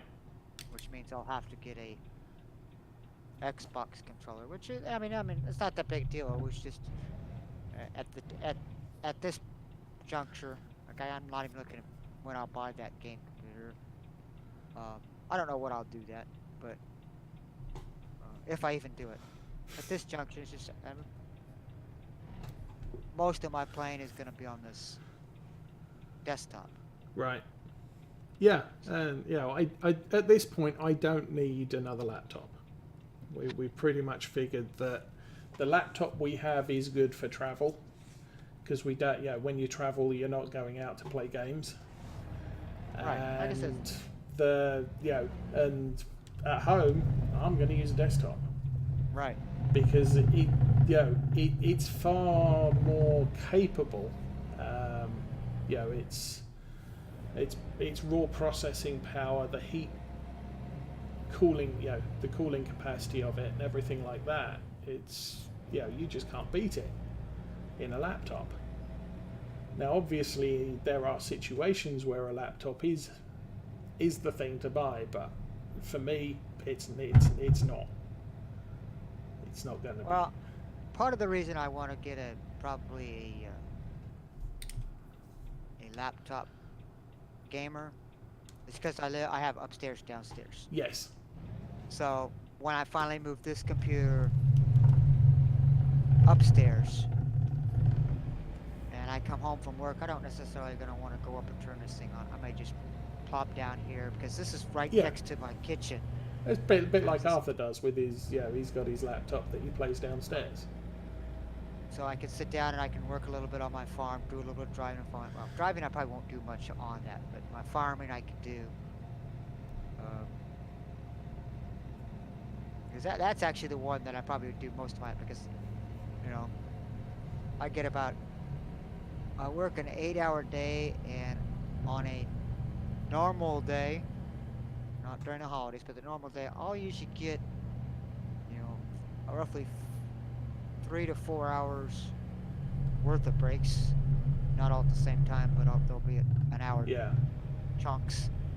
And that's why I'm thinking about getting a gaming laptop, because if I spend 5 minutes loading it up and then 5 minutes shutting it down, that's 10 minutes out of the game that I'm not playing. Right. So back to getting to the game is, I think I did EST2 last night. Okay. Yes. I got home. Yeah. Yeah, and I didn't. Well, first off, there was somebody in my line. I almost swear he was trying to hit me. That would be the second time someone. First time he got away with it. Second time I avoided him. Yeah. I skirt him just in time, and he went off to the side. But what's funny is right after I did that, another trucker in the other lane hit the guardrail, flipped over the guardrail, and his trailer cut right across my lane. So I was like, "Whoa!" Fortunately, I had open field. It's kind of a little hilly slide. So I went up off the road, around the hill, and around him and back down. I'm going, Jesus, that was 2 accidents I totally avoided. I must admit, I haven't seen it recently, and I've been playing a lot more multiplayer trucking than I have done before. But it used to be a couple of years ago, people were trying to run you off the road. Right. intentionally, and they would buy cars because cars are cheap and just continually harass truck drivers. Right. Pretty much like the real world, actually. Yeah.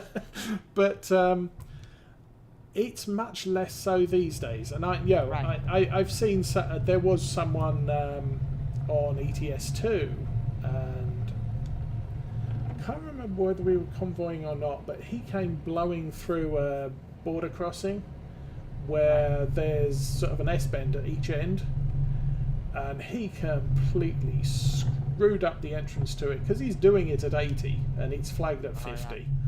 And he hit my truck, bounced off the side of my truck, and then pretty much rolled it over the crash barrier. And that's just stupid. I don't think him hitting me was an intentional act. Right. Well, like I said, like it used to be. But also you've got the guy who rolls it over the crash barrier. Right. That can be down to lag, or someone walks into the room and distracts you, and you look away for a second and you look back and your truck's over the crash barrier and the trailer's rolling and everything's going badly, and if it was a lag spike, it's completely outside their control. It wasn't malicious, and I tend to put most things down to that's not malicious. That's right. just completely outside your control, and it's a bit sad, but you just lost your load as well. Well, like I says, I mean, the guy that went over the crash barrier, I'm sure was it's a total accident. Yeah. The guy that was on my side of the road that I barely missed, I think was purposely, because I had another trucker, and I know for a fact because he totally destroyed my load and my truck, because I tried to veer right, thinking, okay, he came up the wrong way, confused. So I veered right, he veered right into my plan, I veered left, and he steered right into my left. So I know he purposely crashed into me. Yeah. This other guy, I think, was trying to do the same thing, but I waited till, of course, I don't think there was much chance, but he had been coming across, like aiming for me, and I was in the right-hand lane. So just in the last minute, I did a sharp left, shot across to the other lane, and he missed me. Because I'm pretty sure he was trying to hit, because it was in the same general area the other guy was at, and he was in a truck. Right. Fully loaded truck.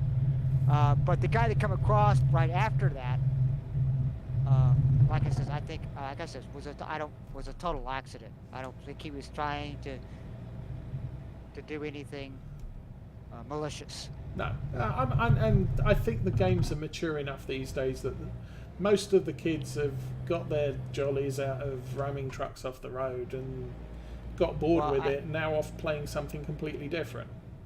That, and I also think that they actually have monitors that Yes. are driving, that if they see that or actually report it, because I've noticed there's a lot of kicking off. Right. Because like last night, I saw a couple cars playing, which I would think, for that better, bumper cars. Right. And of course, I didn't see this, but shortly after that, I saw a little blue. So-and-so got kicked off the server. Right. So, and then that's kind of what when UDOG was, I won't say all upset, but unhappy about the fact that they took down the server, Arthur and. Oh yeah. And I says, well, the problem with that. The problem with that is. The problem with having a server up, you have to have people ready to monitor it so things don't get out of hand. Right. Yeah, either nobody has power and only the admin has power, in which case. Right. And I played on a server on FS19 briefly for that, like that. The problem was the game never saved. Right. And I went on there, I harvested a field, I created a load of straw, I collected the straw into bales, and I loaded a bale trailer with straw. But then it was time to get off. Right. And I came back on, and I had to rebale all the straw and reload the trailer. and I got halfway through that, and then I had had to go to the store, and so I quit there. And when I got back on, I had to rebale the straw and reload the trailer. I said I'd done this 3 times. I'm done. Yeah. Yeah. That's a bit. But I've been toying with it. I might offer this because being that I'm a single old man, and my hours at work here in San Diego is I'm off work like at 2 o'clock in the afternoon. That I might to give them so they don't have to constantly monitor it or just I can take over or pop on and off throughout Right.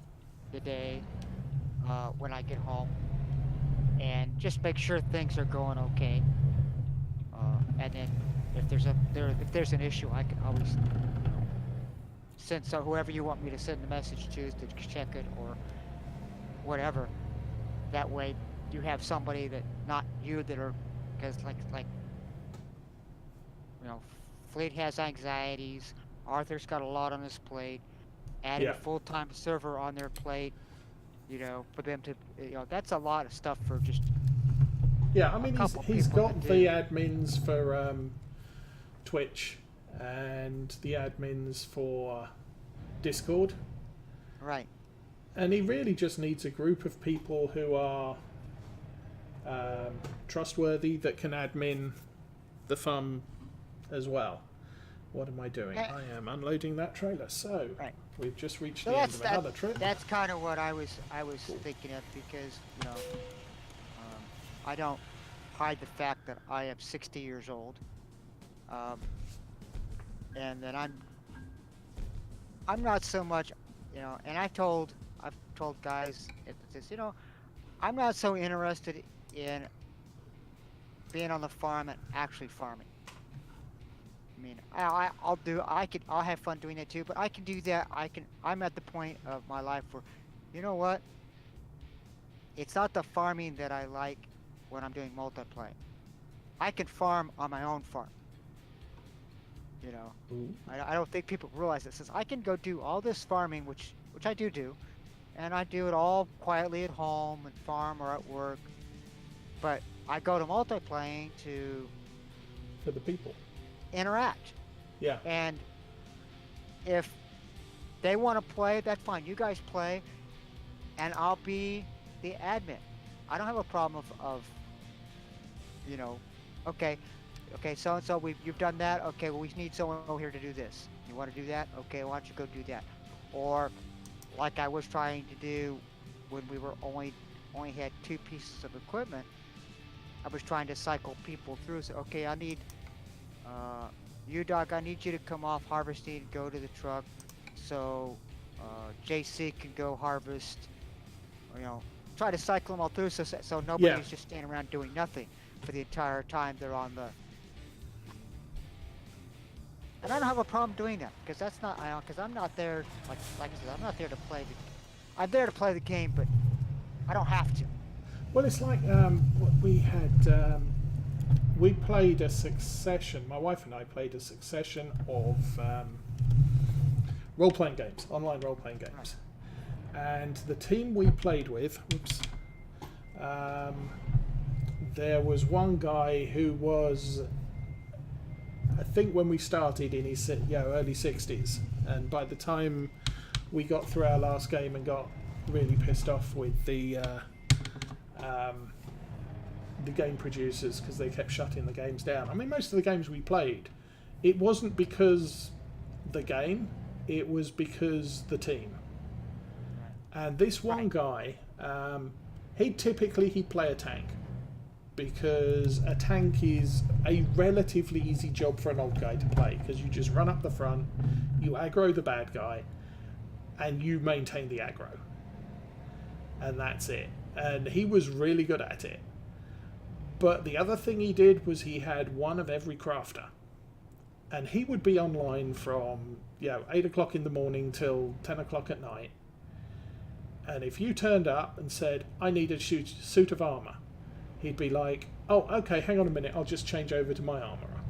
And he'd log out, he'd log back in as his armourer. Okay, what do you need? And he'd build you a suit of armour. And then you say, okay, now I need a weapon to go with that. Okay, hang on a minute, I'll just log out. I'll go and log in as my weaponsmith, and I'll make you a weapon. And it's what he did all day. And he'd sit around and chat to people. And, it was, you log in and there he was, all the time. Right. Unfortunately, I think it was a couple of years ago he died, because he really was getting on a bit. And, oops, I missed the turning. And so, but since then, the team sort of, we never found a game to replace EverQuest 2. Not that we were, we were all sci-fi nuts. We went through a bunch of sci-fi games and ended up on EverQuest 2 because EverQuest 2 gave you the guild support that none of the other games at the time gave you. And so, we ended up playing EverQuest 2, but when the server kind of got, the game just went downhill, and we just said, we've had enough of this game, we're quitting. And that's part of the problem that some of these places have, is trying to keep up with the people that play it. They just, we just can't do it. Yeah. They get to a point that we can't think of anything to make the game any better, and it's just, we need to move to something different. Yeah. And that's exactly what they do. They reconfigured the game to something totally different. Well, that was why we left Star Wars Galaxies, was because they changed it once and then they pretty much completely rewrote it, and everybody just said, no, this isn't the game I signed up for. This isn't the game I've spent 3 years of my life building my character up, and now I can't play the character I want to be. Right, and that's usually what happens. But, like, for example, Elder Scroll. That's a series that's been going on for years. But they spike out, and of course, every time they change to Elder Scrolls, whatever they call it, it changes. Yeah. And it's a totally different game. And that's kind of like what they did, and I don't understand why. Not that Farm Sim is that bad yet, but why they had to change all the control settings to be totally different than they were on 17. Yeah. Yeah, I mean, they messed up stuff there. I need a picture of that. But we're hauling. But I just wonder if maybe they just had somebody else doing something different, because the people that were doing it before moved on. Right, yeah. That's... And the guys that were doing it before, they don't know. The new guys don't know what the old guys were doing. And that's the other issue you have, I think, with computer games. I mean, I think they have made some good improvements on Farm Sim 19. One of them is the multiplayer aspect, where you can actually boot someone out, right, and they stay booted. Right. And the gameplay in and of itself is quite good. The physics is better. I know people say the physics sucks compared with 17, but to be fair, there are aspects of physics which are vastly improved. I haven't seen much in the way of junk go flying off across the map because you didn't pick it up quite the right way with your forks, and stuff like that. You can rotate an object in 3D space that you picked up, and it's better. It really is better. And yes, it probably shouldn't have been released with the number of bugs it had, but I can't think of any game that didn't. And I'm pretty sure Farm Sim 17 had some bugs in when it was released, and people complained about it, and now 2 years later they've forgotten all about the bugs on release, and what they remember is the 500,000 different mods that you can get for it. Right. And I think that's the problem is people are expecting things, and I'll say to myself included, because I used to be a forklift driver, and I actually tried to buy the fork truck to have down at the shop because I like to Yeah. do the palleting, and I had to get rid of the fork truck because I was getting frustrated because it wasn't working the way I wanted it to work. Right. And that was me, not necessarily the designers, Yeah. because again, I actually have driven forklifts, and I'm expecting this forklift to do this a certain way, and it's not. So I actually went to a telehandler, the small, what do they call it, telehandler, Yeah. the Kenworth. So I have one of those down there.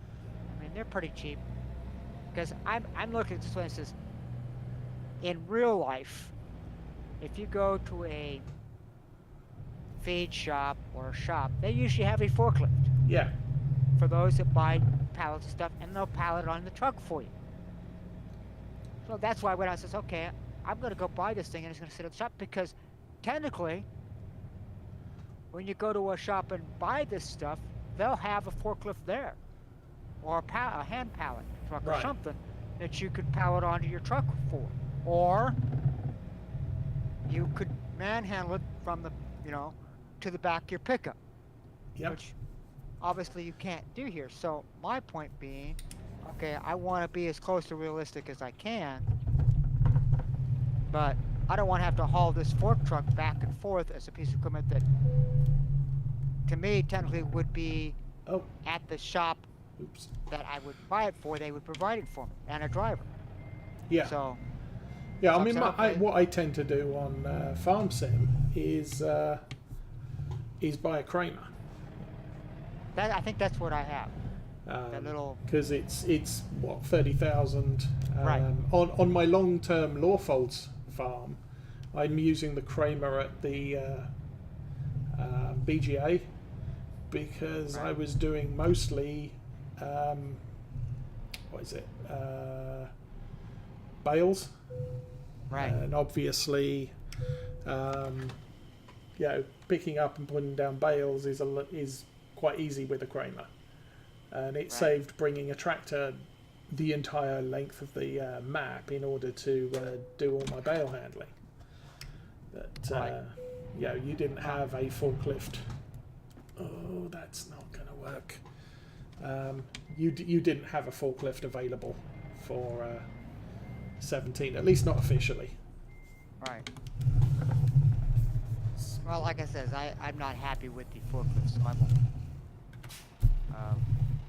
And since I don't drive much of the other stuff, I can't be disappointed with how they work. Yeah. So, but again, like I said, I'm kind of, like I said, I started with 17 not too long ago, got into it, and now I'm in, like I said, I haven't even been a year working with Farm Sim, but I like all the aspects of it. Yeah. And like I said, part of the reason why I got into the multiplayer stuff was, yeah, I figured it's at this age, it's my time. I need to start learning what everybody else is doing, Yeah. and get past the point of, I'm not going to be stuck in the mud and say, okay, well, I'm never going to do this because, like my mother, she's never, ever gets on a computer, but she complains about the fact that she can never get pictures because, well, that's because everything is digital now. Right. So if you're not gonna get on a computer where people will send you, they're not gonna print them out anymore. Right. They don't take it to the Photoshop and say print out this roll of film and then say here you go. It's all now email back and forth to people, and so. But the thing is you can still take them to the Photoshop. It's just you're not taking a film to the Photoshop. You're taking a memory stick to the Photoshop and saying, hey, you print these pictures. True, but see, society, the family society has moved on from and I've watched it with my own family. Uh, to from taking pictures, taking pictures with rolls of film, having developed, making double copies, bringing a copy to grandma or whoever, and let them showing them all off, and then giving away whatever. Yeah. To, you know, I mean, Facebook. but the thing is we're still using photo frames. So if we've got some photos of kids or whatever that we want to keep and put, display on a table, we'll do that. But my point being is, my point being, getting down to, for example, my brother and his sister go on trip. They do all this digital photo. Oh, and yeah. They put them all online. Yeah, we're not going to print those off. We're going to print, Right. the family Christmas photo. We'd print that Right. and stick it in a frame. But the picture of the Grand Canyon, we're not going to stick that in a picture frame. Right. But like what I'm getting at is, in the old days, my brother and his family would take pictures, bring them to grandma, and show them. Well, nowadays it's all on digital, so Yeah, you post it to Facebook, she can they look at them paste it herself. to Facebook or photos. Well, she's not into all that stuff, so she's missing out on all that stuff. Right. Okay, because she doesn't want to. She said, "I want to learn this," and I said, "Okay, well, I was ready to sit down and try to teach her this, but she doesn't want to sit down and actually learn it." Yeah. So, and that's the point I'm getting as technology's gone. Yeah, I've done a little bit of Facebook. I'm not real big into it. I do it to follow it because I do my bicycle riding clubs and stuff are on it. But again, I'm saying, I'm looking at the world and says, well, this is the way things are going. People are chatting online, vice chatting on the telephone, which is what I used to do. The communities are no longer just you walk down the community center and that's your community. Community is now becoming online. Yeah. So I'm looking at this thing says I need to probably bring myself in and start learning the terminologies and stuff that is going on online so I can actually communicate with people. Yes. Yeah, I mean, it's pretty much the only reason I'm on Facebook is because the rest of the family is, and obviously they're 5,000 miles away. So, I don't do Twitch, and I never will Right. do Twitch. I did Twitch in the past, and I found it useful, but by goodness, their security is porous. I would have people hacking into my account daily. I would change my password daily, and there would still be crap posting from my account daily, and I just said I'm done with this. The crap that people are posting under my name, not me, and I'm not supporting that, and they can go and get stuffed. And I haven't touched Twitch in about 5 years. Right. Never will. Well, I picked up Facebook how many years ago? My nieces were real young because they were on Twitch accounts, and I says, well, being that I'm in San Diego, and they're in Northern California, and I'm in Southern California, and I don't see them very often. It says to follow them, I'll get on Facebook. So I did. And then, of course, they moved on. Of course, Facebook we still kind of use as a photo thing for our family, and every once in a while, because that's how my dad communicates with the kids and everybody is Facebook. So basically, that's kind of how our family now communicates and sends pictures to each other. Is through Facebook. Yeah. I mean, my mum now quit Facebook about 3 years ago and then said, oh, I can't keep in touch with my grandson who's in Australia and my sister who's in, out in the sticks of Essex, and me who's in America, and my mum was just sort of, I need to be able to keep in touch with the rest of the family. So she reactivated her Facebook account, but she was kind of done with it at one point. Just said, I don't see a point with this, and then, oh no, I do see a point with this because, her grandson's sharing photos from Australia, and she's not getting to see them. Right, and so that's kind of like what I did. I said, okay, well, my nieces have grown up and moved on. They're not posting on Facebook anymore, so I put my Facebook away. And then all of a sudden I got and this is just all recently. A couple years ago, because I ride about 40 miles every Saturday. And the groups I ride with, and so are on Facebook. And Right. that's the only way you can Yeah. get the information, because they no longer do web pages. So that's just where I guess I better start getting up with the times thing, because I'm starting to fall behind. You know, like I says, I don't understand why people don't have web pages anymore. Well, they're going to Facebook Yeah. pages now. Yeah. It used to be Okay, MySpace. Now it's Facebook. right. So now I started that, and now of course my nieces and my brothers, they're starting to do events, take photos, and of course there's now a new thing on Facebook about photo share or something like that. So basically they put all the photos on it, and they pop to you and say, here's so basically a photo album Yeah. that I can look through. And I said, okay. So I joined. So we're now back in the Facebook realm, because that's now back into the mainstream of how people share pictures now, Right. communicate things. And so that has kind of started this whole thing of, okay, I guess I better start learning how to do all this stuff, because this is the way the world is going.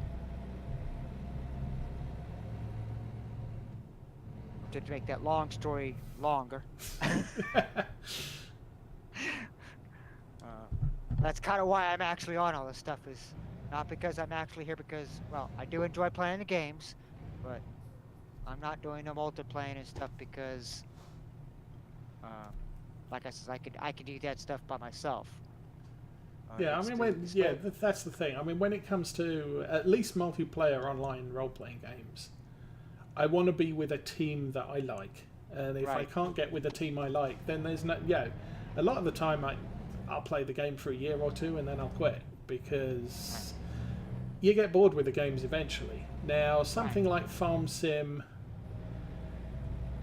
it's a sandbox.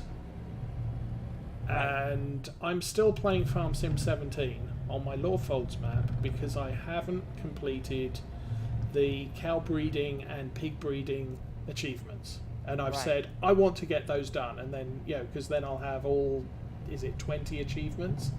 And you have to do those achievements in one game save. Right. So, sheep I've done 10 times over. Every single farm I've bred 30 sheep, not a problem. But cows breed too slowly and are quite complicated, so I don't get started on cows until quite late. And pigs are just pointless, and so I never did pigs. So this time round, I bought pigs in the last year, but I'm really working towards the cow breeding stuff. Once I'm done, it's kind of, there's really no reason for me to continue playing Farm Sim 17, except for the fact that I really enjoy playing on Lawfolds. I like that map. It's a fun map to play on. But outside of that, there's no reason for me to play Farm Sim 17. Now with 19, I'm kind of getting bored with, my personal farm is Ravenport, and there's nothing really great about it. Much like there's nothing really great about Goldcrest. I've played. I'm playing Estancia Lapacho as a stream, and so I'll keep that running because I'm streaming it, and so I'm sharing it with other people. I don't have other people playing on it, but I'm sharing it with other people. But I would much rather play multiplayer with Arthur on Friday than I would, play Estancia Lapacho and stream it. Right. So it's. And in my case, this whole thing is like I'm taking a break right now because all I'm really doing at my farm is I'm basically raising horses, which I've got that down pat. I know how to do that. I'm sowing seeds and I'm plowing field, all that stuff. Okay, I got all that stuff done. So that's all I'm doing. But my goal is now I want to get into cows. I want to learn how to do the cows and do the cow pen and all the different ways of doing the cows. So that again, like you said, there's so much more to do. And I'm doing this all on Ravenport. So when I get done with Ravenport, I can move to another map and do this all over again. because it's okay finding a different, because like I said, I started Ravenport. I'm doing the fields down by the store, the bottom section. Yes. Yeah, just So I down said, by okay, the new farmer fields and between there right, and the store. right. Yeah. I'm gonna take all that. I've pretty much almost got all the fields. I'm liking one field to get all that field down in that area. And once I get that done, then I'm gonna start my cow pasture. Then I'm gonna start slowly turning that into probably the animal area. Right. And I'm gonna start moving up the field and start going. Because what I want to do is that where the big fields are at, I decided, well, you know what? I'll just make those my cotton fields. Yeah. Start combining those all over, and that's where I'll put all my cotton stuff and learn cotton. You know, uh, but you do have to. To me, sometimes you just, and I'm at that point right now. Okay, I just got to keep grinding through this stuff, making money, so I can move on to my next step. Yeah. You know. I mean, as far as Farm Sim 19 is concerned at the moment, there's no map that's really grabbed me. So it's really just learning the new things. Right. You know, how do we do this? And it's obviously, as soon as the mod maps start dropping in January, I'm going to start my own personal farm on one of those. I'm going to drop Ravenport completely. I will probably switch Estancia Lapacho fairly quickly across to one of the mod maps. Right. Purely because the way I feel it's a little bit of variety. One of the reasons I've kept Farm Sim 17 streamed on Lawfolds is because nobody else is doing it. Right. It's a unique show. Now people have done Lawfolds in the past, but that's like 2 years ago now. And everybody is doing Ravenport, and everybody is doing Fellsborough. Right. Yeah, how much variety can you make when everybody's doing the same 3 farms? Right. With the same with the same equipment, because nobody's got $20 million to buy a quad track and everything else. And that's exactly where I'm at. It says, okay, I've done this, and I've got the same equipment. I want to get bigger equipment. I want to get different equipment. I want to do different stuff, but I don't have the money yet. Right. And that's, so it's like, you watch my stream on Saturday morning. I've got a class 4 940. Right. 380 horsepower tractor. I've got a Zerion 4000, which has got getting on for 400 horsepower. And then I've got a variety of different smaller tractors. But all my equipment is 12 meter wide equipment. It's not, the biggest thing is a Vedastat 6 meter seeder and a 6 meter cultivator. I'm running bigger equipment, so it's taken me 5 game years. I'm playing with seasons, so it's taken me 5 game years to get that high. Right. But it provides a little bit more interest than just starting out. Now, the other main farm I did as a private farm before that was what was it? Black Sheep Modding's little farm, Oldstream, and that is a great little farm. But you're never going to see big equipment. But that's not the point of that farm. Right. You can't fit a class 940 on it because it's just too darn big. You'll never get it between the houses into the field. And then once it's in the field, you're going to crush half the crops trying to, get the spreader out. So, it's different farms. But, Lawfolds is probably a little bit big for me. I do have to hire workers to do a lot of the stuff because there's just too much to do. I've got 15 fields now, and they're not small fields. Whereas with Oldstream, I can do everything myself. Never needed a worker because the fields are so small. Yeah, I need to go and cultivate that field. 5 minutes later, field's done. Even on 3 meter wide equipment, 4 meter wide equipment, field's done. Right.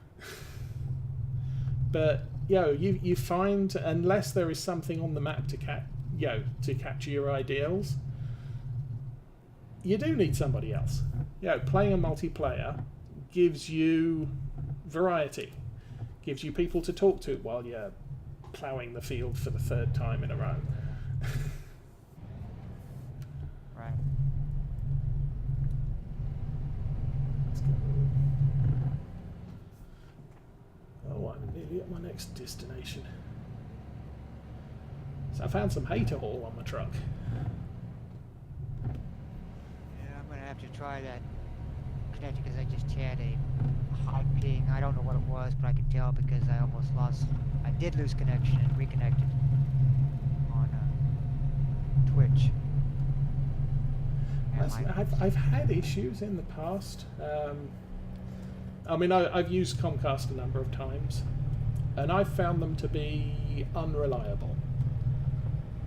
And I used DSL for years, because while DSL is a little bit slower, initially a little bit slower, now substantially slower, it was always reliable. At worst, I could reset the modem and connections, perfect.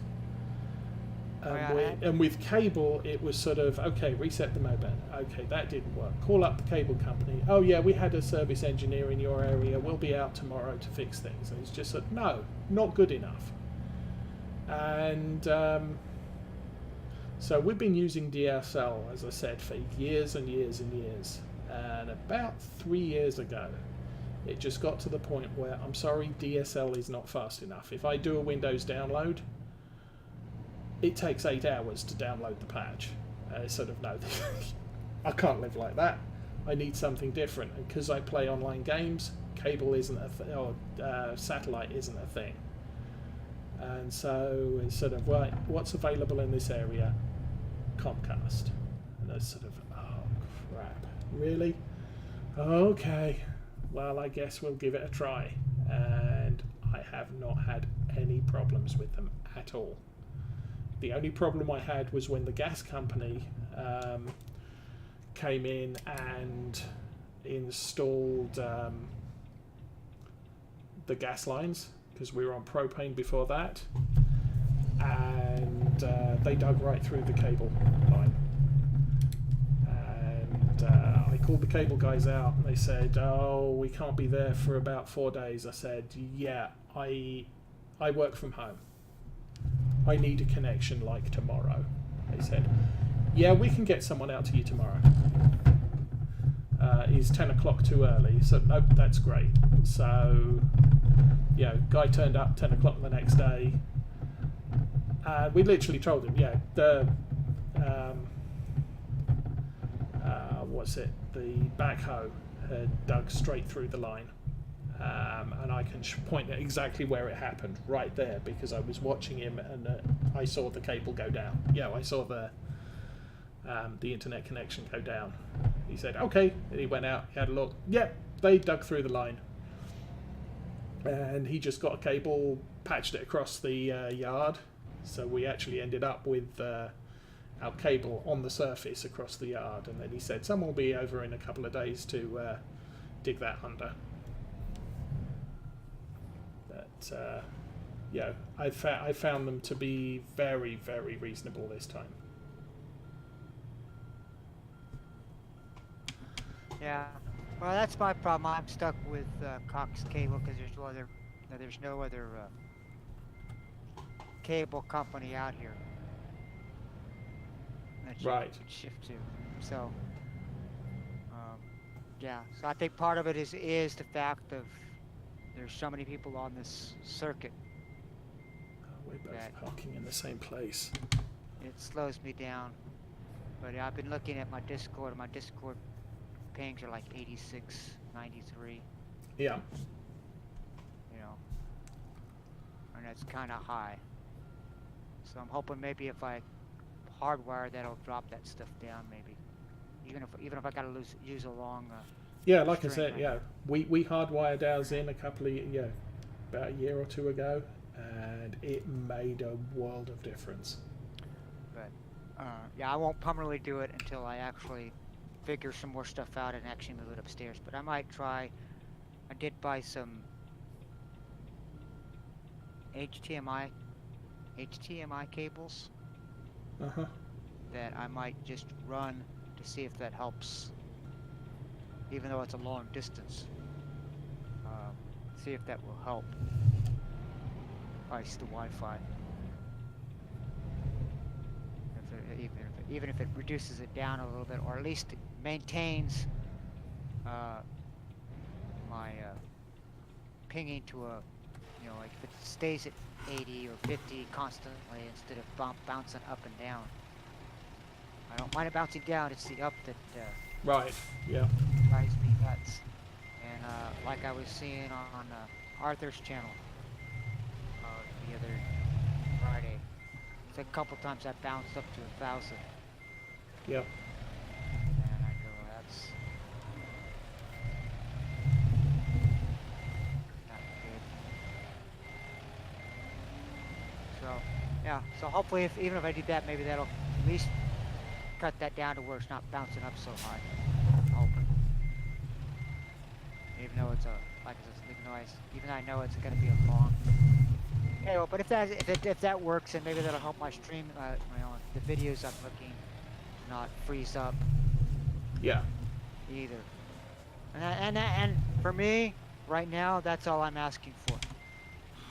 Until I actually get stuff rearranged. If I can get something just to be a little bit more sure and not ping out. Until I figure out how to fix my ping problem.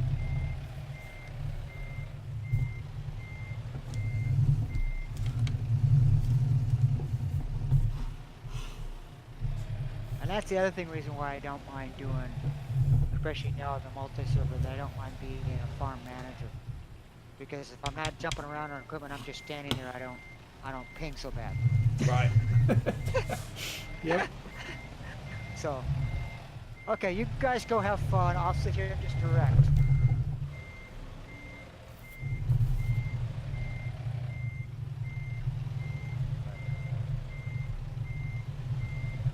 But like I said, I actually only had that problem until we went to Giant server. Yeah. And I've had ping problems, but and of course originally I didn't know what they were. I finally figured, like I said, I finally figured it out with the community and listening to everybody explaining that oh, that's what I'm having problems with. But until he went to the Giant server, Yeah. I haven't had that problem severely. Right. I mean, the Giant server was the first time that I've actually pinged out. Where I think I actually lost connection because I pinged out.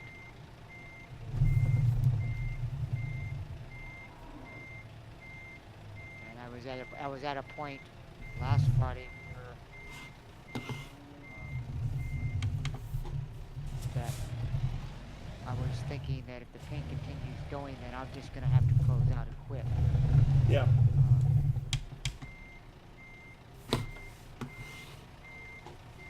And try another day. So Wrong way. that's the issue I'm working on. I don't seem to have, like I said, I have pinged out a couple times on the truck driver. Yeah. But generally that's, I think it's happened twice on me. So.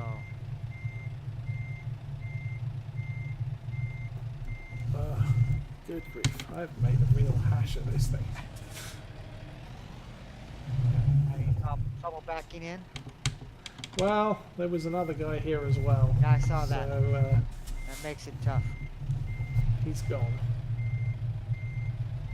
But at least he gave me a clue of, yeah, you're not going to be able to pull forwards and then reverse in from this side. Full turn, back. I usually try and wait for them, because a lot of times if they know you're waiting, they usually get up and get out of the way. Yeah.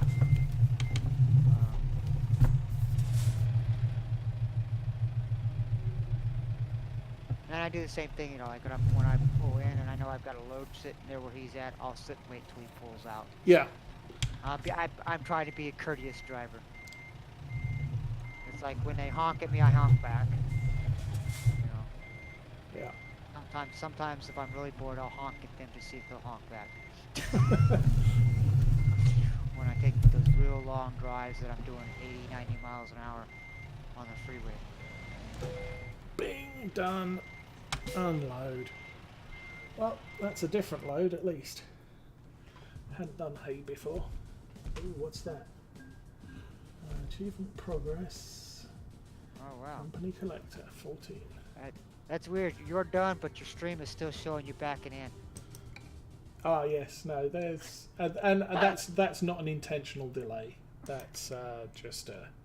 That's just the way it works. I know. Well, that's the Twitch delay. That's what I'm saying. That's funny. I'm hearing you talk on the oh, I'm all done, and all of a sudden, wait a minute, you're still backing in over here. Well, yeah. That's Ooh, funny. that looks like fun. Lift truck chassis. Anyway, let's see if we can find some Christmas stuff. Oh, Christmas ornaments. Here we go. Going to Eugene. What's that? Over there. We could do that. It's not far. It's only 7,000. See if there's anything else Christmassy. Where's the place I haven't been? Klamath Falls still. Who's Bay? Medford. Reading. Okay, so then we're out into California. So there was a Christmas thing. Where'd it go? Christmas ornaments, Eugene Oregon. It's too bad you can't sort that by event. Yeah. So I could say, just have one little tag, event. Okay, I just want to see what you have for the event runs. There's actually not that much. Yeah, they're very few and far between on the US. I think they're. I actually think they're shut down. Yeah, that's entirely possible. I mean, on the European truck sim, Yeah. they were all over the place.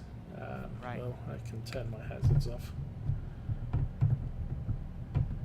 But I am not seeing many on the on American truck sim. Well, I think when I was in the truck sim yesterday, Yeah. European, there wasn't a whole lot of them out there either. There was. I mean, the thing was on ATS. They were still there. There just wasn't a whole lot. Not Right. Like I've seen earlier. I mean, I was pulling into a city and there was still 2 or 3 Christmas deliveries. Now, I wasn't being as specific. I just wanted to get them done. But here I'm finding, okay, there's none in this city, and I'll just take a load that I've never done before. Right. And then in the next city, there's one going to New Mexico. Well, I'm not going to spend 4 hours hauling down to New Mexico. Right. Because I want to get this done. I don't want to take an entire day to do one delivery. That's why this one here, it's sort of I'm in the Dales and it's going down to Eugene. It's a 30-minute trip. I can get that done. I can look for another haul. Yeah, next one, yeah. Where are we going? We're still going straight. Oh, is this the guy I just ran into at the farm? I should probably brake. Slow down.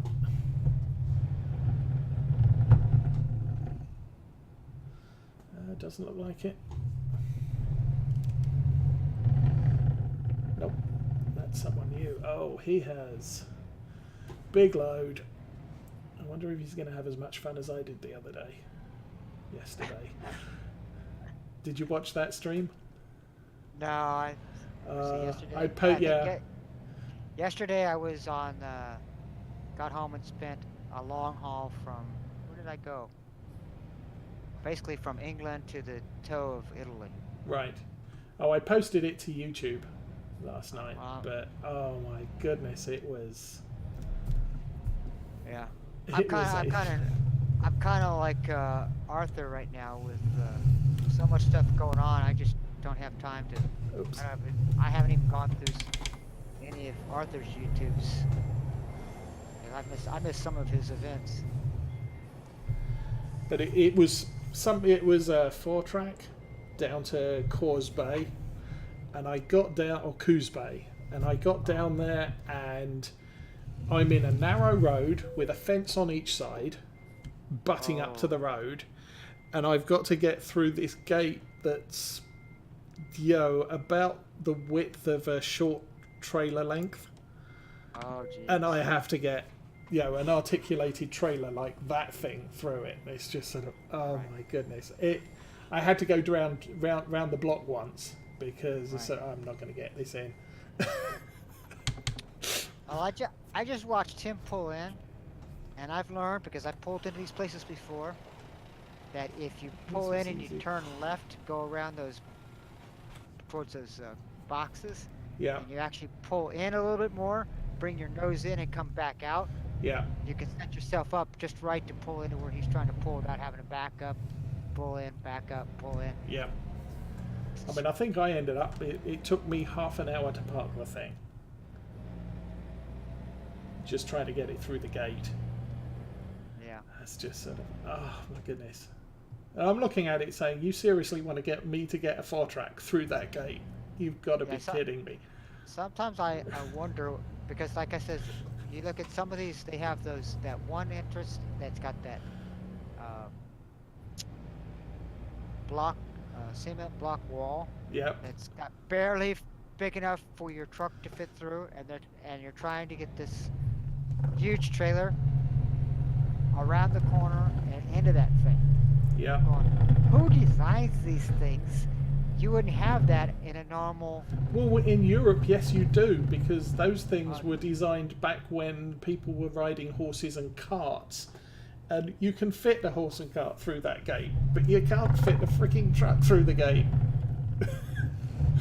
No way, no how. Well, that's how I said it, but I mean, usually trucks wouldn't be trucking something that big into that little gate. Right. I mean, the design is that, you have to actually come in from a different direction. Yes. Come across the street, which, okay, they designed the road that way, but you have to know that's what you're gonna do. Yeah. But I mean, I'm just saying but sometimes they put this as, I mean, you look and you say, there is no way you're getting a trailer like this to make that turn and in that little door, that hole. I mean, professional truckers wouldn't do it. Yeah. I'll leave it out on the street. You can figure it out. Right. And that's what I was getting. I mean, like I said, the one I was speaking about is, you can get, and I've seen tight fits like that before, but that I see how that would, but trying to put like that, and I've seen them where they're saying, okay, you got to put this into that hole right there, and you're going, how am I supposed to make that turn? Yeah. To get that thing lined up straight enough to, even if it would fit